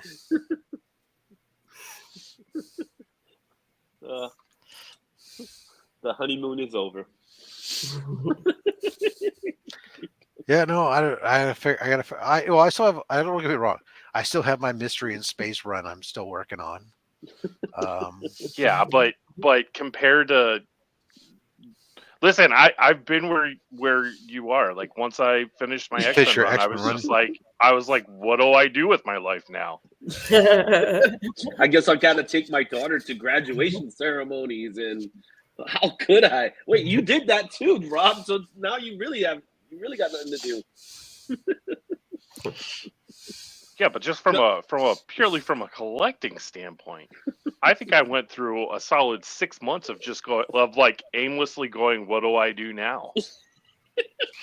Well, yeah. So I still got like 2 more books in the Captain America run that I'm working on, and then I've kind of been picking up all these lately. Some of these Tales of Suspense books with Captain America in them, but those I'm not doing high grade, so those are easy. Were you doing a Batman run? I am. So my Batman run, I need about like 15 or so issues remaining on it. That's from issue 250 to today. I might end up dropping that down to 200 to today, but I'm not going to worry about going below 200 for sure. I'm not saying I don't own issues below 200, but I'm not going to go chasing complete runs below that. It just gets, that's hard. Yeah, it starts getting really expensive. Some of them might not even exist. No, they exist, but it's just expensive. So yeah, there's that. My Mystery in Space run, like I said, and then there's a whole bunch as I've fallen into this Bronze Age horror thing recently. Of those runs, there are books that there's obviously those have runs that I'm doing. Those are just fun ones I can do at Conzo now that I don't have to necessarily. And that's kind of the bit that's kind of cool. I can go to the Berkeley Comic Show. I can go to these comic shows, and I can work on collecting those books. And I'm not spending. I don't have to worry about spending, hundreds and thousands of dollars to get them. If I'm spending hundreds of dollars, I'm also walking away with like 15 to 20 books. So that's kind of a new excitement to me. But don't get me wrong. I still have a list of I have a list of like 20 big key books that I'm looking to get for the runs. Like I wouldn't mind picking up the first Wally West at some point. First Zatanna. There's I don't know. I'm trying to remember what's on the list that I have, but I have a list of books. There's First Miracle Man. That's cool. So there's some stuff like that that I'd like to pick up. Unfortunately, none of them are like multi-$1,000 books. Really, the only multi-$1,000 books that I would like to pick up are, I wouldn't mind picking up a Daredevil 1 at some point. Mm. I wouldn't mind picking up a Brave and the Bold 28. Uh-huh. I noticed in the chat, London Gothic's going, bye, London Gothic. I noticed, what was Taylor Winder says something like he's going to be buried with his comics, right? Which made me think, like, I wonder if, like, people like can decoupage their coffin with their comics, you know? That's a good idea, right? Could be. You can go out in style. It's a great idea. I wonder if he's going to be. Would he have a rigged T-shirt on? Would he wear? Nah, he'll have to get a new one made up. One of the ones is like fair. Yeah, it's not fine. VG minus.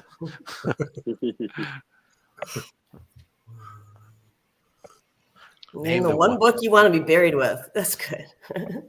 Rob, are you? I heard you just. I caught the tail end of the books that you were looking to pick up. What about? Do you have sights set on an AF-15? You know, I really have put that so far out of my mind. It's, you know, I know people say, "Oh, you got all these ASM books, you got to have it, right?" And JB's got one, and he'll continue to laud that over me any chance he can. No. So I will tell you that the emptiness that occurs after getting that book is the only thing I can compare it to would be I imagine this is how the astronauts felt after they got off the moon. What do I do with my life now? I've been to the moon. That's if they've been on the moon. So you're saying is you just need to wait for the market to go up so you can sell it, then look to reacquire it again later. If I didn't do that with my X-Men one, I'm probably not going to do that with this one. Yeah. So I've put it in my mind very cleanly that that's not an Amazing Spider-Man book.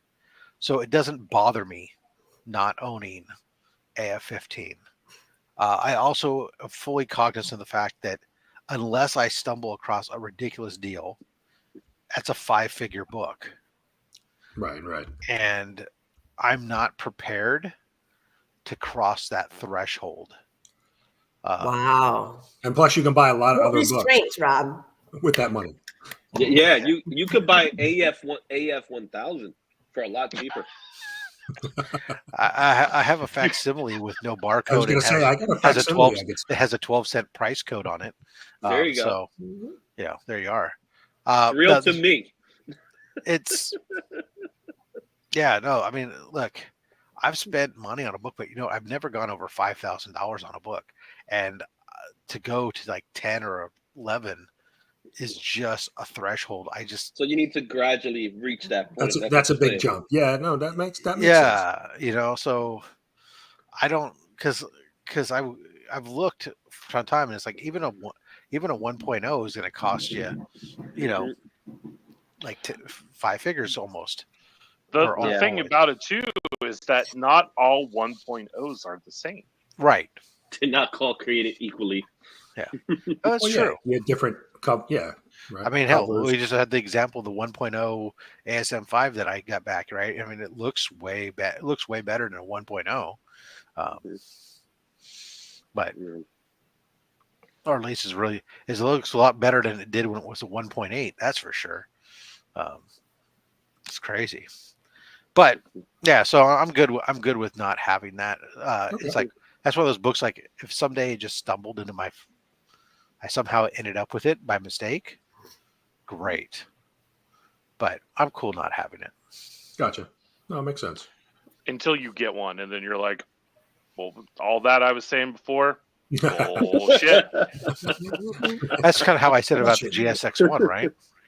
Yeah, there you go. So yeah, I was like, I don't need that shit. Justin, do you get really depressed after you finish a project? Do I get what? I'm sorry? Do you get depressed after you finish a project? No, because it's over and you get sad. No, No. it's this is done. Move on to the next one. Okay. Right. And I get Justin sad after I wanted to know finish he a had no sculpture more or worlds to conquer. So just to show you, the fair market value of a 0.5 is $10,000.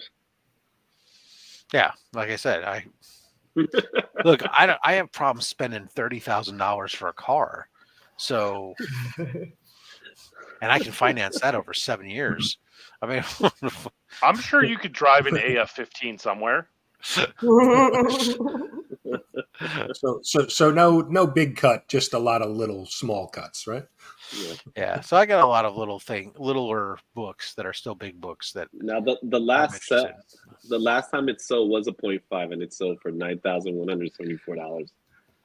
Yeah. And it's pretty bad. It's a 0.5. It's banged up. Like it doesn't present well. Yeah, so I'm good. I'm good with my AF-15. I have multiple AF-15 facsimiles. I have the 80s newsprint version. I have, I'm good for now until I say I'm not. Yep. And then tonight he's gonna be in his bed, be like, AF-15, AF-15. Look, He just wakes up, be like, because of the price. To be honest with you, the only way that happens, would it happen? Look, again, opportunity presents itself potentially, but the only way that happens is one. First of all, I'm done paying for my kids' tuitions, both of them. I still have one that's got 2 years left, and that's the expensive tuition. So Pick a favorite child, Rob. I'm just saying. You only have to pay one then. Yeah, the story of the one prodigal tuition's son already had paid for, the other done because they graduated. The other, but moved back in, and now the other one has two more years left, but is looking for an apartment, which I'll be paying for. So But I'm paying you know what I'm hearing. I'm paying for the dorm right now. Yeah, and I'll tell you, just cut them off. if they get the apartment that they're looking for, it will actually cut the cost. 12 months at the apartment will be 30% less than than 8 months at the dorm. You get roommates, right? You know what I'm hearing though? What I'm hearing is there's a chance. Okay. So first of all, that gets done. Oh, it's happening. It's gonna happen. And secondly, my company stock recovers because I have a lot of shares that were originally set aside to pay for school, and the company went through a lot of issues that those shares tumbled in price, hundreds of like 400% down or something. Mm-hmm. So it's trading at very low dollars. That if it even recovered to half of what it once was, the amount of disposable income at that point I would have would be significant again. So back to the good old days. That's right. When I go, fuck it, $10,000, that's a deal. Let's do it. No worries. Don't get me wrong, I'm still okay, but I'm just not really AF. okay. You're not AF-15 okay. I'm not paying Justin Birch to write my Christmas cards for me. Okay. In calligraphy. I apologize. I apologize to everyone. Apologize to everyone who's going to get that Christmas card. That's right. I'll let you copy and paste. Now we're talking. So, because all we have to do is letter it, and then we're going to put it up on Zazzle, and then we'll print it. We'll buy them and print it that way. In both it better be a 10.0 signature. I was gonna say, just create a Justin Birch font, and then we can all just use it. I know, Justin. I was really trying to work on one for you. I was thinking this one's pretty cool. I thought that font existed already. It's called Birch. When I was writing your name after a while, it's kind of weird. Justin Birch. Is it weird to write somebody else's name? Weird now. It's just no, the font name's got to be AF15. That's what it's going to be. It's because actually, when you actually when you write his name out, it's not just Justin Birch. You got to write Justin Birch Baby. Baby. Yeah, and I'll put 2 fingers Yeah. on the ends of it. Yeah. Justin Birch, baby. Yeah, I gotta put baby. baby on there now. Justin Birch, baby. There you go. Yeah, cut and paste on Christmas cards. That's right. Yeah, I'd design your cards online and have them printed out for you. That's like the easy way these days. Yeah, Rob's card will be him holding his AF-15. You'll put a Santa hat on the slab itself. Look what I did. Yeah, well, it'd be better than this year's was holding a basset hound with a Santa hat on. Merry Christmas, suckers. I got it. The one cool thing that I like to do with owning that book is whenever I have to go to an event and be a trophy husband for my wife, she's always like, you need to act this way and this way. And I'm like, why? These people aren't better than me. I've got an amazing fantasy 15, do they? And she just rolls her eyes and walks away. That should be, but that's the right response. That should be like the start of every conversation. Right. Be like, hey, how you doing? I own an AF-15, and then that's it. Hell no, Everyone wants to talk to you. Justin Birch should be showing up to the cons straight up Flavor Flav style with the fucking AF-15 dangling around his neck. Big old gold chain. Well, was it one of those Paul Brook kids did that with that Pokemon card, right? So I have to admit, I'm a little nervous about Heroes Con this year because I feel like I may have set the bar a little high last year. That's why I'm bringing mine down. I tell everybody, because I had a lot of people telling me, "Oh, they're so excited to see what I'm going to do this year." You guys better fucking lower your expectations. I'm telling you, especially now that I got the ASM3. He's gonna be sitting on the table, just wondering and pondering. I'll be making sure I spend extra time at the Comics Here in Cancer booth, just so I'm not walking around and spending money I don't have. I can just see him sitting at the booth, like you know when you go to a convention and you see that lonely artist or creator, not Justin, that's just sitting there, just wondering. It's like, why am I sitting? That's gonna be Robert. But no one's coming to talk to me. No one's coming to talk to me. But Rob's not thinking about that. All he's thinking about is AS-15. I can see it now. End of June video on Rob's channel. Never say never. What did I do? Bust out that. When I said I wasn't going to buy a big book, I lied. At the end of the video, it says goodbye, rest in peace. So long, and thanks for all the fish.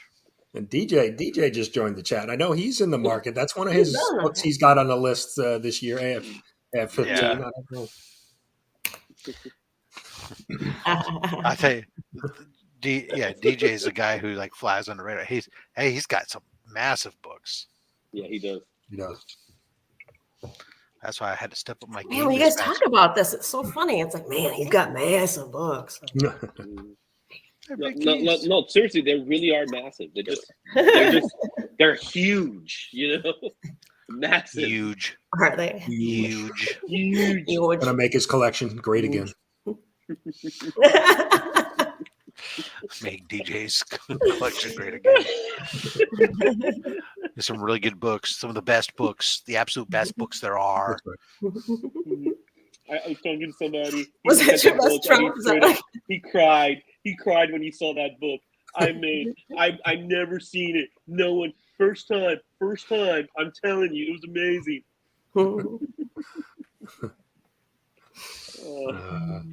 Zaxby's dinner meat. What's the Zaxby's dinner meat? Zaxby's is a chicken chain. Fast food chicken and. Oh, so okay.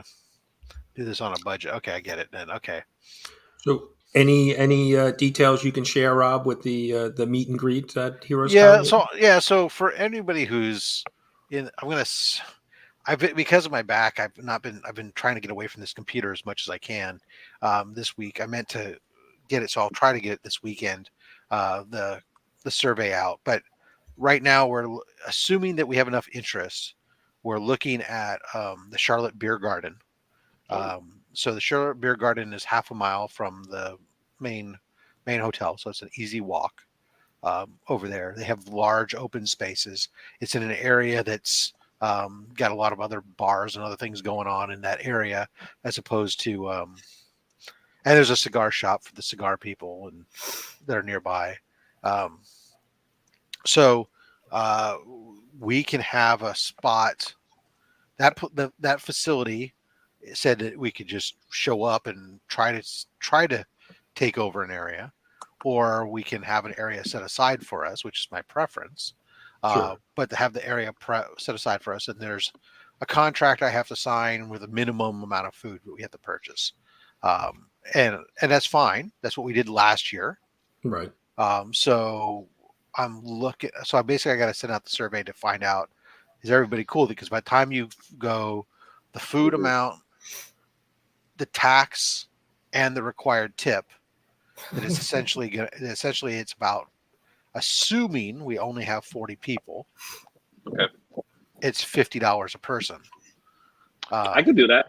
Yeah, but that's only $10 more than it was last year. Right. And because last year I ate some of the tip, okay. and I didn't know that part. Yeah. Sorry. So now if we But now he's trying to get an AM-15, so he can't be. I'm trying this year not to eat cost. So No, that's fair. You shouldn't have to. And we had way Agreed. more food than we needed last year. So ideally we could potentially, I don't have to increase the food budget necessarily. We can accommodate more people as well too. So that would lower the cost per person. Or we might just sit there and say, hey, look, it's $50 a person, and anything that goes overrun is going to be going to Comics Curing Cancer. But anyways, I got to see what there is, and that doesn't include drinks, right? So the drinks are going to be still bar drinks. Originally, when I was talking to them, they wanted everything all on one tab, and I told them, I said, yeah, that's just not going to work for me. I can't be chasing down people on drinks. I said, if I contract. And this is where I think we were good. So I said, if I sign the contract and we do what we meet the minimum with the food, then can we do drinks at the bar as long as we've met that minimum amount ahead of time? And they said, okay, yeah, we can work with that. That's all. No, DJ, it's not that nobody didn't. It's not that people didn't pay last year. Last year, everybody paid. It was just simply that the budget, when we set it, didn't necessarily count into effect the full tip and tax and everything. That was my mistake, kind of in the calculation a little bit, and also I think, as I recall, part of my wanting just to hit an easy round number, and that was easier, and my willingness to go ahead and just kind of cover some of the rest of it, just like you you were nice and covered the movie event type of thing. So it wasn't a big deal. But this year I don't plan to do that. So anyways, so the information will be coming out this weekend, hopefully this weekend, along with the survey to find looking at before I sign the contract, and put myself on the hook for it. Is there a minimum amount of people you need for the contract, or is there a dollar amount? If we don't have 40 people, then so the minimum is $2,000 in food, essentially. So at 40 people, by the time, like I said, you factor in tax and tip, then you're talking about it's $50 a person. So if I don't get 40 people that are interested, then I'm not gonna sign a contract, and we'll just show up. We'll just show up there, right? And kind of, and just kind of go from there. But I'd much rather have a space that's set aside for us that has the buffet, hors d'oeuvres, and snack and stuff. Yeah, it makes sense. And have a dedicated waitress or waiter for the area for drinks and stuff. Right. So, anyways. So I think it's going to be easy enough to get 40 people. I think we'll have plenty of interest. So yeah, especially there's more people bringing spouses. There's all that stuff. But again, it's just I want to get that kind of validation before I sign a contract. Gotcha. Because once I sign the contract, it's now You're locked in. Yeah, I'm locked in, and that's an expense that's on me. Yeah. Yeah. No. Okay. That's good. That's good to know. I mean, it seems like the number of people is bigger than last year, so it shouldn't be an issue. Right. And I think it benefit to having our own dedicated space, right? Happy Friday, and knowing that you have that space, right? Set aside for you, right? And because there's some other convention or some other show or something going on that weekend, so it sounds like it's going to be a busy time in the downtown area there. Yeah, definitely. You might want to lock it in before someone else takes it based on that information, but you count me in. Well, again, I'm not taking any counts until I get the survey out. Survey. When you see the survey go out and we start talking, then fill it out because that's how we'll. Okay, and make sure that last line that says, "Should Rob get an AF-15 at Heroes Con?" and we can all just click yes. And I'll put that spot for you to then make that donation towards that goal. Taylor, you're not making it, right? Like Heroes Con this year? I can't make it. No. Yeah. I feel like we should be passing on the plate for Rob. I needed a new job, and that was possibly going to happen, but then I just got a kick in the junk on that front too. So. Oh. So your banner year continues, is what you're saying? Yeah. I did get a very cool commission request late last night, though, from a friend of mine, Mike. That's cool. Well, it's cool and kind of sad. Like, her nephew is 4 years old and is fighting leukemia, and she wants me to draw him as a superhero. So, fuck you, cancer. But I'm not going to take any money for it, obviously. And like I'm just going to have her make a donation to Comics Cure Cancer on it because, like, I don't have any. Like, leukemia is a motherfucker, and like, a 4-year-old fighting it is just that's harsh. But I'm honored she thought of me. But yeah, so.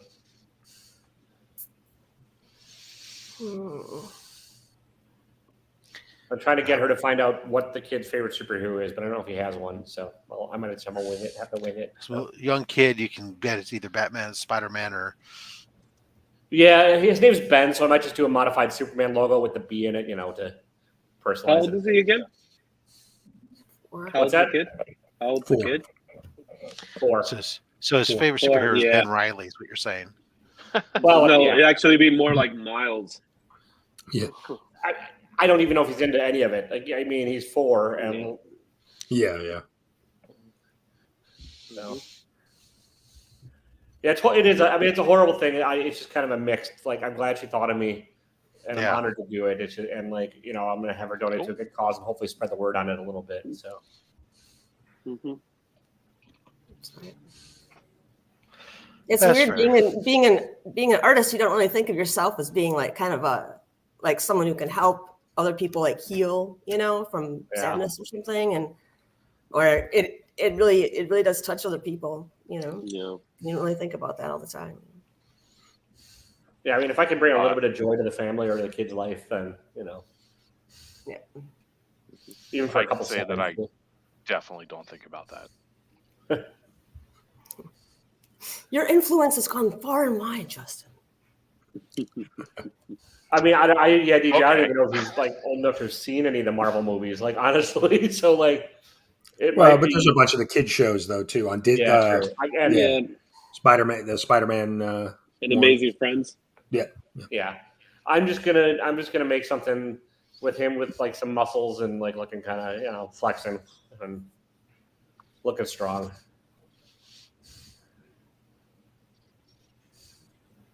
With no feet, because I'm like Liefeld. Yeah. Give him a shield, like a Kevlar shield, so you can protect yourself from cancer, right? It's from the knees up. Yeah, the only photo I have right now to work off of is a school photo. So like I don't have. Make sure you put a lot of smoke. Yeah, you gotta put in a lot of smoke in it. I'll do maybe an explosion with him coming out of it, looking tough or something. And speed lines, like a whole bunch of speed lines. Then you got it. Wow. Anyways, what's everyone else up to this weekend? Anything exciting?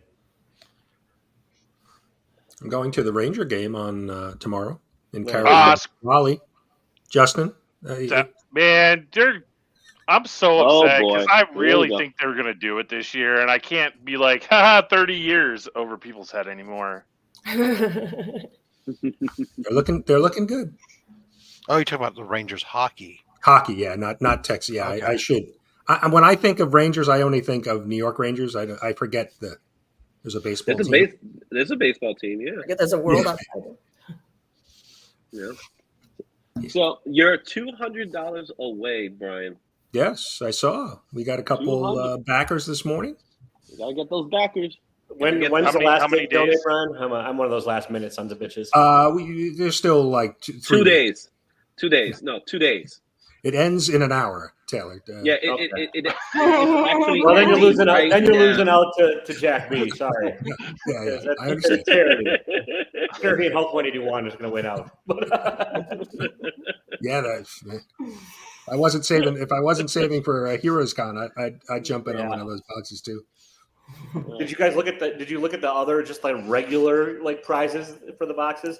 I mean, yes, not even ASM the- 300. not even the top five. No, there's go back one more post, and he's got like 20 of them that are like the sort of bigger hits, and they're all baller. Oh, all the books, yeah. There's a couple Secret Wars 8s in there, and like I mean, You got the. I mean, You Rob's guys got a got the Secret Wars link? 8 in his prize box, so I mean, it's. Well, yeah. Yes, I saw that. So, what Yeah. kind of grade would you give that book if you were to grade it?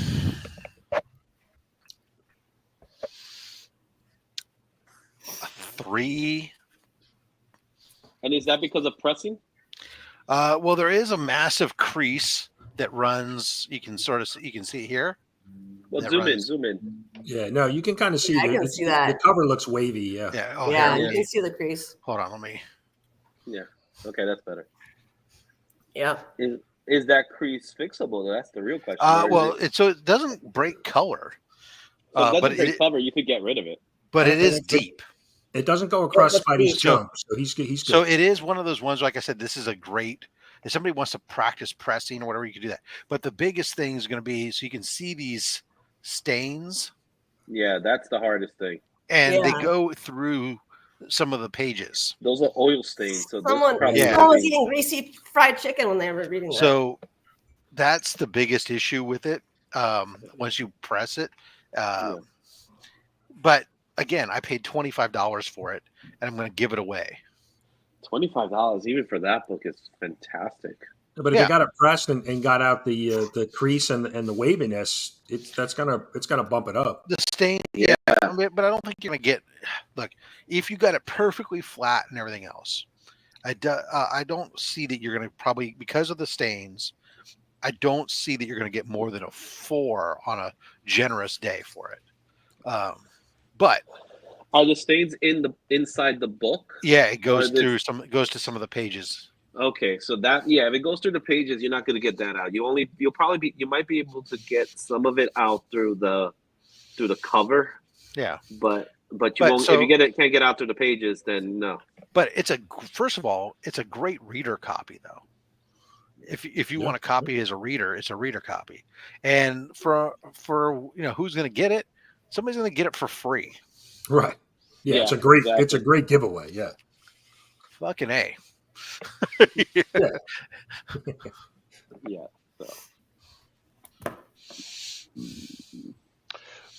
Brian, did you buy your tickets for the game after last night's game? No, I bought them before. Soon as it was wonder- announced, I bought them. I wonder if tickets are cheaper now. Yeah, that's interesting. I should take a look. I'm worried. I told my wife last night after we saw the Rangers win. I said, we need to. If the Rangers sweep, we need to be careful on our exit of the stadium. Are Carolina We have some fans? drunk Carolina fans upset with us. Yeah, but they don't seem like. No. We were there 2 years ago for Game 1. Rangers. I think the Rangers lost. The Rangers lost in overtime. It was 2-1, and the fans were. I felt very comfortable there. It wasn't. It didn't. I wouldn't go to Philadelphia to go. Yeah, see it's the game. not Phil. That's exactly what I was going to say. It's not Philadelphia. I'm looking at Jeff B's site. I'm like, wow.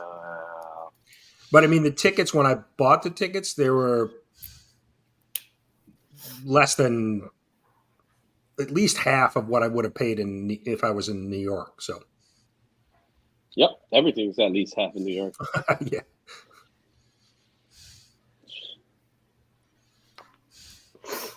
Let's see. Yeah, maybe I can upgrade my tickets. Let's see. There's a way to upgrade. If you go to a show, if you go to an event and you ask, they might be able to do it right on the spot for free.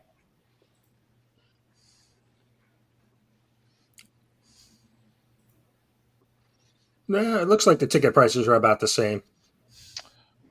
I just like I just hear it like it's one of those things like if you're a fan and it's an elimination game and it's not a game 7, if it's game 4, Right, and you're gonna get swept, do you go? right, yeah, Like I wouldn't, because I wouldn't be able to handle the heartbreak, right, yeah, exactly. or the You're not anger. in public. Like when things like that happen, I tend to get more angry than sad. Oh, So that's good to know. So I'll pay Yeah. to go see you lose your marbles. well, I mean, it's sports related. Like it only happens with sports. Well, yeah. If you All sports? lost and you break you go hulking on us, that'll be awesome to see. I just want to see Justin as a Hulk. You know what I'm saying? Birch smash. Come on. Man, when pay for like, so I think it was the 2016 playoff run, and the Penguins scored in overtime to eliminate the Capitals. I fist pumped so hard, like I was on my feet the whole time during overtime because I stand during every playoff game that Penguin playoff game that I watch. During that, I fist pumped so hard that I like somehow managed to throw my feet out from underneath of me, and I fell hard. I'm surprised I didn't wake my wife up. Like, yeah.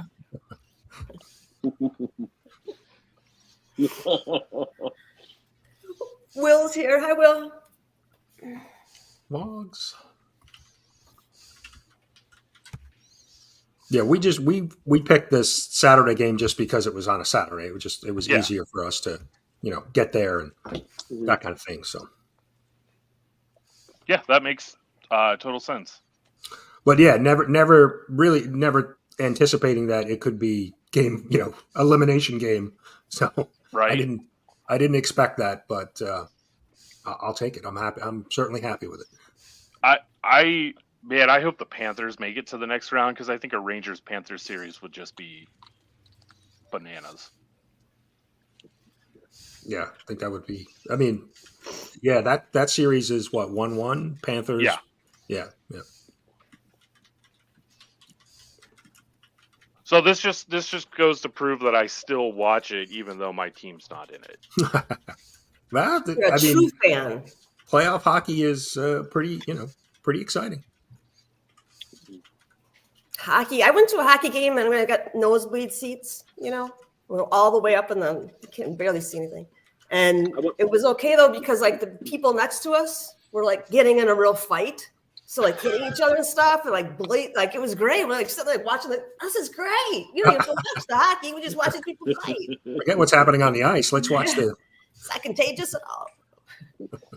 I went to one hockey game with a group of people that none of them ever been to a hockey game, and we were all the same way. It's like, this game's over. How many quarters is it? Because hockey games are 3 quarters, right? Three periods. Yeah.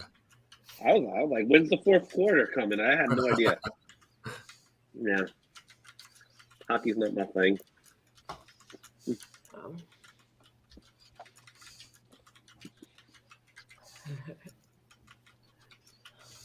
Did anybody get to see this? Yeah. Did anybody get to see the stills of the new Batman cartoon that's coming out? Uh-huh. It looks good. And there was a bunch of Fantastic Four news yesterday, right? Galactus and that Malkovich. The Galactus pick was very interesting. I hear the actor has a phenomenal voice, but I have no idea who this guy is. Yeah, I don't know who he is either. But and then John Malkovich was cast too, right? We don't know what role. Yeah, then we don't know. They're saying puppet master. I kind of dig that. I hope that's the case. I mean, he's a great actor, so yeah. Whatever he's doing, it has to be something. It has to be impactful. He's Whatever he does, he always does it with like a snarky smile, you know. Yeah, I want to see him as Puppet Master now. I think that would be awesome. I want to see him as Herbie the robot. Well, there's another. I would settle for Herbie. Well, Herbie. So he tries to pull his like this guy in this movie. What was that movie? The Hitchhiker's Guide. Alan Rickman. Remember Alec Rickman? Mm-hmm. Hitchhiker's Guide. So I could see Malkovich trying to do something like that with Herbie, where Herbie's just straight up sarcastic, which he kind of is. Yeah, he is. So I could see that. What if he just ends up being Dragon Man? Surprised he's going to be playing Ben Thing. The wizard? Benjamin Thing. Paste Pot Pete. He's going to play Johnny Storm. Nice. An aged Johnny Storm. No, they're going to go through the expense of de-aging him. Mocap. Imagine seeing John Malkovich with all these mocap dots on his face. I could just see him getting so annoyed. What was that movie? Dangerous Liaisons. You guys ever watch that movie with John Malkovich and No. Keanu Reeves was in it? Michelle Pfeiffer, Uma Thurman. Keanu Reeves was in that movie? Yes, he was. Wow. He was Glenn Close's lover. He was like a kid then, right? Yeah, he was. He was good. What was the movie with Clint Eastwood where Clint Eastwood's like Secret Service? John Malkovich was the bad guy. Was it in the line of? In the Line of Fire, was it? Yeah. Yeah, that was good. He was good in that. His best role is still Rounders, where he's just eating Oreos. That and Red. Red, yeah, I was gonna say Red was great. Or being John Malkovich. Yeah, that was good. Being John Malkovich was good. Yeah, he had to play himself in that movie, didn't he? Yeah. He plays himself in every movie, doesn't he? Pretty much. Yeah. Red flies under the radar. That's one of those movies that's like. It is a good movie. That's Red is with like Bruce Willis? Bruce Willis, yeah. That's like an all-star cast, right? Yeah. Exactly. It's like an updated version of like The Rock or whatever. I mean, it's just one of those like all-star cast action movies they don't really make. It's all retired and extremely dangerous. Yeah, Morgan Freeman's on it. Kate Right. Blanchett. Who's the female lead in it? Helen Mirren. Mirren, yeah. Okay. Who was on recently? Mary Louise Parkin. Man, I cannot think of her. She was the star of Weeds. I just said it, Mary Louise Parker. Thank you. No. I was thinking Mirren, Helen Mirren, yeah. Helen Mirren, yeah, she was great in that movie. She was great in Caligula. Oh, what's his name's in it from The Boys? I didn't know. Carl Urban. Carl Urban. Yeah. Julian. Here's a name you haven't heard. Julian McMahon. Remember that guy? He played like some guy in a Fantastic Four movie. All I know is last night I was flipping through Disney Plus because I was hoping to watch Doctor Who and realizing that didn't drop till today. But so I had to. What else am I going to watch? And you had to settle in for X-Men? No, I already caught up on that. No, The Fifth Element was just screaming my name again. I was like, oh, let me watch The Fifth Element again. Wow, that's pretty good. I like that movie. Red has a lot of people. It's got Dreyfus, Brian Cox, yeah, from the X-Men. Dreyfus, Ernest Borgnine. Nice, Ernest Borgnine. Wow. Yeah, he's another one of those. He's a gem, Ernest Borgnine.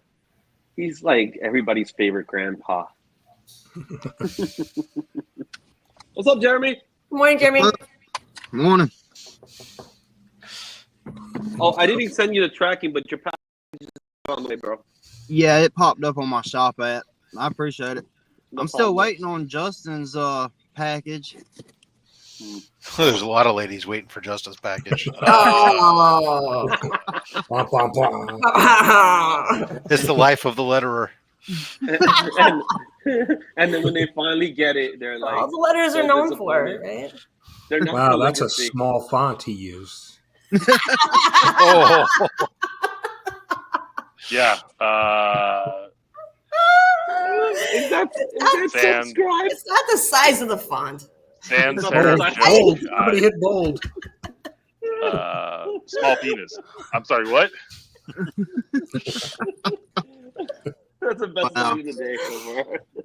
oh, it was like I was watching Instagram, was scrolling through, and there was some clip that came up, some lady buying some 22-inch hot dog at some fair event. She's all measuring it. Oh, it's only 21.5 inches long, and then she's like trying to eat it, and of course it's like, she's trying to eat this thing. And then she measures it when she's done, and she had only eaten like 4 inches of it. There's like, so once again, a woman's enticed by a huge wiener and it's completely satisfied with just 4 inches.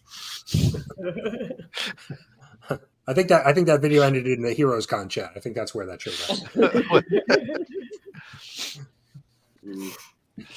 That Fifth Element's fantastic movie with an unfortunately, I don't know if the ending's weak, but it was definitely set up where, I mean, just The beginning's a bang, huh?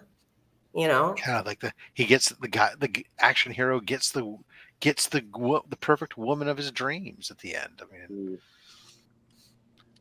although I do like Luke Best and stuff because I love Valerian too. I know a lot of people not big fans of Valerian, but I mean I love that movie. I watch that thing over and over again. Valerian, who's in that? Who stars in that? Is it Christian Bale or is that something? No. Clive Owen is in it, right? Oh, Clive Owen. I love him. Yeah, the what's that actress's name? Who's the fucking model? That's she's the God, I don't remember people's names very well, but like Valerian. Where's Mark when you need him? Cara Delevingne, whatever. Whatever. She's the model. Dane Dehan was Valerian. Ethan Hawke was in it. Yeah, I think I remember. As Jolly the Pimp. Yeah. Clive Owen. Valerian was okay, but like the main dude had no charisma. I don't think I cared about him so much. That's this kid. It's Harry, right? Second Harry Osmond. That's who he played. Yep. He's just one of those guys, man. He looks like he hasn't had any sleep. So Valerian came out when I went freelance full time, and it was like my very first week, and I'm like, I'm gonna go see a movie once a week just because I can, and that just happened to be the movie that I saw that week. It was also the only movie that I saw during my freelance time. So that broke your soul, huh? Yeah, that bad? Yeah, that's what it was. City of 1,000 Planets. Valerian. Has anyone read the comic? Like, is the comic good? That's what I want to know. I heard that it was. I meant to go back and get like the trade on it, but I never did. Yeah. But I heard that the comic was really good, and that.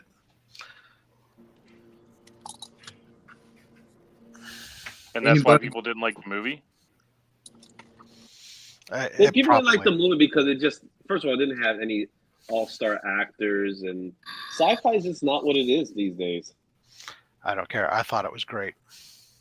I agree. But then again, I also like yoga hosers. So my opinion at times is not meant for much.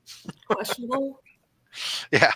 I like movies that aren't necessarily everybody else's favorite. Take a cup of tea. Did you see Equilibrium? No. Did anybody see Equilibrium with Christian Bale? No. I mean, I also have questionable taste. I really like The Adventures of Grand Munchausen. There you go. Oh, excuse me. There's a Valerian cartoon.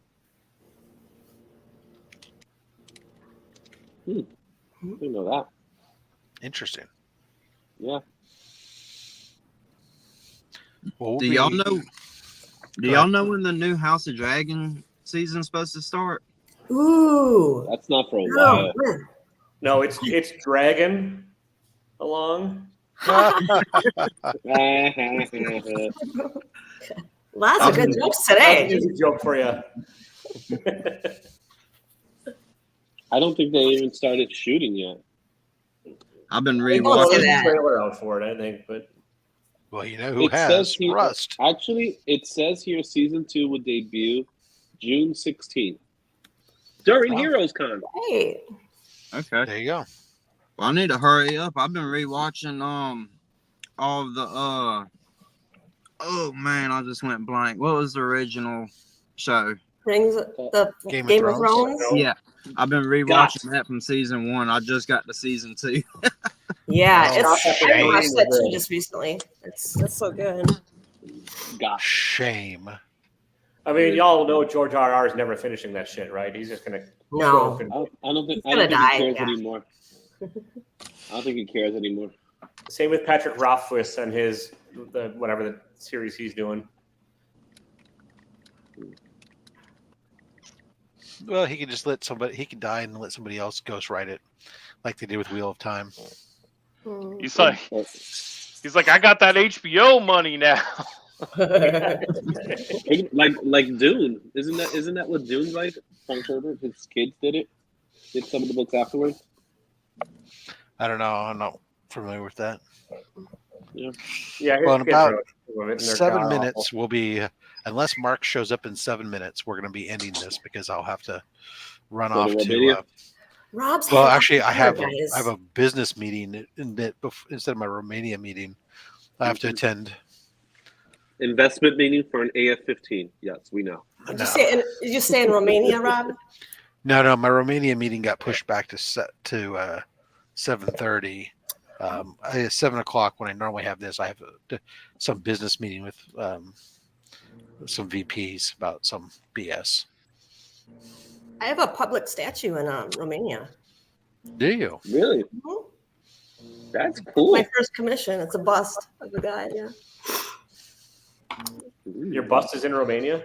it is. Nice.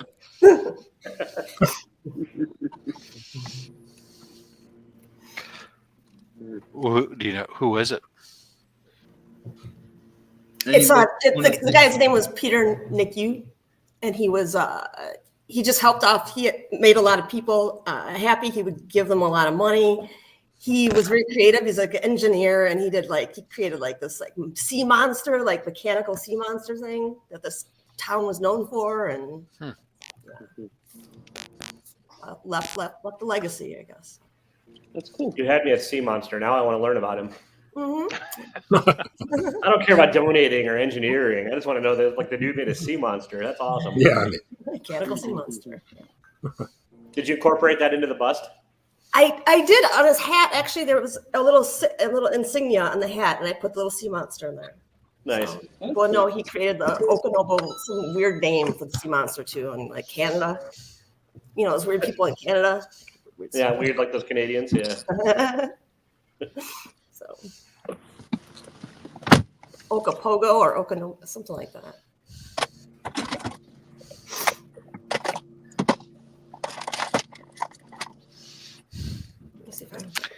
Anyways, it's Justin. What? Anything cool going on for you? Upcoming? No. Con experience. Where can people meet you? They can meet me They at find about the joyous life of a letterer. You can meet me at Heroes Con. That's phenomenal. How about you, Izzy? Where can people meet you? At Heroes Con? Next up, That's fabulous. Sure. Subway station on the corner of. Heroes Con. There you Yeah. go. White Plains Comic Fest, which is probably tomorrow. Oh, it is tomorrow. I'm saying. I might be there. It's a Heroes Con. Great. Brian, how about you? Heroes Con. I'll be there. That's fabulous. I'll Go be ahead, ask appearing at Heroes Con. Go ahead, ask TW where he's gonna be at. Not at Sad Heroes and in my apartment, you dick. Oh, I just love his terms of endearment. Love you, TW. Jeremy, are you going to Heroes Con? He's on his way to Heroes Con right now. He's getting there early. It's gonna be my first con, so I'm pretty happy. Oh my about gosh. That Heroes Con's Talk gonna about- be your first con. I'm so sorry. Set the bar Everything else really is a high. letdown after that. Yeah. Like we're gonna have to pull you aside and be like, they're not all like this. Never really gonna look at first. Well, as long as you don't go to any other con and just continue to go to Heroes Con, you'll be fine. That's a good point. Yeah. Be like, yo, I gotta tell you my con experience. It's amazing. Look, How many cons you been to? I decided I'd go for. I'm going to take up hiking. I'm going to go to Mount Everest. I'll pray for you. I don't think I'd make it 20 feet up the mountain. Oh, I know I wouldn't. I was just kind of like, Madam. Obviously, we know you're not coming to Heroes Con, right? But she might have a bust. I found the bus. Actually, I found a picture of it. Yeah, let me put it. Okay, hold on. Oh, Let me okay. See? move you over, make you big. Boom. Boom. Ah, Oh, Wow, that's cool. nice. See? Who's the lady with the fur coat? I think that's somebody. Maybe it was a wife. I don't know. they didn't fly you out there for it. No, and it took them 10 years to actually place it in Romania. I made 2 of them. It was my very first commission. Had to go And through customs. it took him 10 years to get it over to Romania and place it Interesting. in a public area. So, Wow. but he sent me pictures of it, so I wouldn't get to appreciate it. So, There you go. How long you been doing sculptures? I've been doing a commission for about 10 years. Yeah, I'm amazed at how good they look. They look really good. Thank you. Thank you so much. I'm just waiting for you to end up with one on like State Street in Madison, so I can go see it locally. I would love that. I used to live off State Street. I knew you're in Jamie's Madison. Cafe. Nice. Yeah. You know Nick's Cafe, the big Yes, one. yeah. It's closing tomorrow's the last day for it. It's shutting down after like 50 years. Really? Yeah. Do you ever eat at Himmel Chilui? Oh, I love Himmel Chili. Yeah. Oh, that's so good. Yeah. So jealous. Down here in Georgia, we like Waffle House. I mean, I like my waffles with meth too, but like not all the time. Go watch the SNL Waffle House skit. It's hilarious. I seen a clip the other day, and it was somewhere in Georgia, but within 2 red lights, there was 3 Waffle Houses, and there was like one business in between each one. Oh my gosh. Wow. You get a Waffle House and you get a Waffle House. Pretty much on every corner, yeah. That's like Starbucks out here and Right. Yeah. Yeah, we don't have any Waffle Houses LDS up churches in Utah. And Culver's in Wisconsin. We don't have any Waffle Houses up here. Taylor, well, I was at St. George. Like I said, they have a Culver's in St. George. Yeah. And I went there twice while I was out there this last go round because I'd finally figured out how to have my burger made where it is like one of the goddamn best fast food burgers I've ever had. Once I had them put it on like the sliced sourdough. Oh yeah. And the cheddar instead of like the butter bun or whatever. Yeah. I was like, oh my God, this is freaking good. Also, I think that the closer to the source of the original, the better the Culver's are. I think the further out you get, you lose a little bit of the quality control. But yeah. Yeah, there's a Culver's out here. So We just got one in Augusta not too long ago. yeah. I don't think there's any in California, but just like I have to go to Cracker Barrel in Utah too. I don't have a Cracker Barrel around me either, but Well, we don't. You guys have the iconic whatever that. What's that? Hot now and later. What Rotten Cow? In and out. In-N-Out burger. That's right. Which I hate. Yeah, it's not very good. Yeah, I don't It's know. not I don't flavor. understand what all the hype is about it. It's So not a the good- purpose you, of Bob. an Neither do In-N-Out burger is that you eat it in and it comes out somewhere else. I hope all food does that. No, They not don't like burger this like one. their fries This was don't almost taste good. Their fries almost taste- immediate. So no, that's Chinese food. All right. Oh, that's I got a meeting. I got to roll too. Everybody's appearing somewhere, so make sure you watch them wherever they show up. And until next time, may all your bananas be appealing. Adios. Yeah.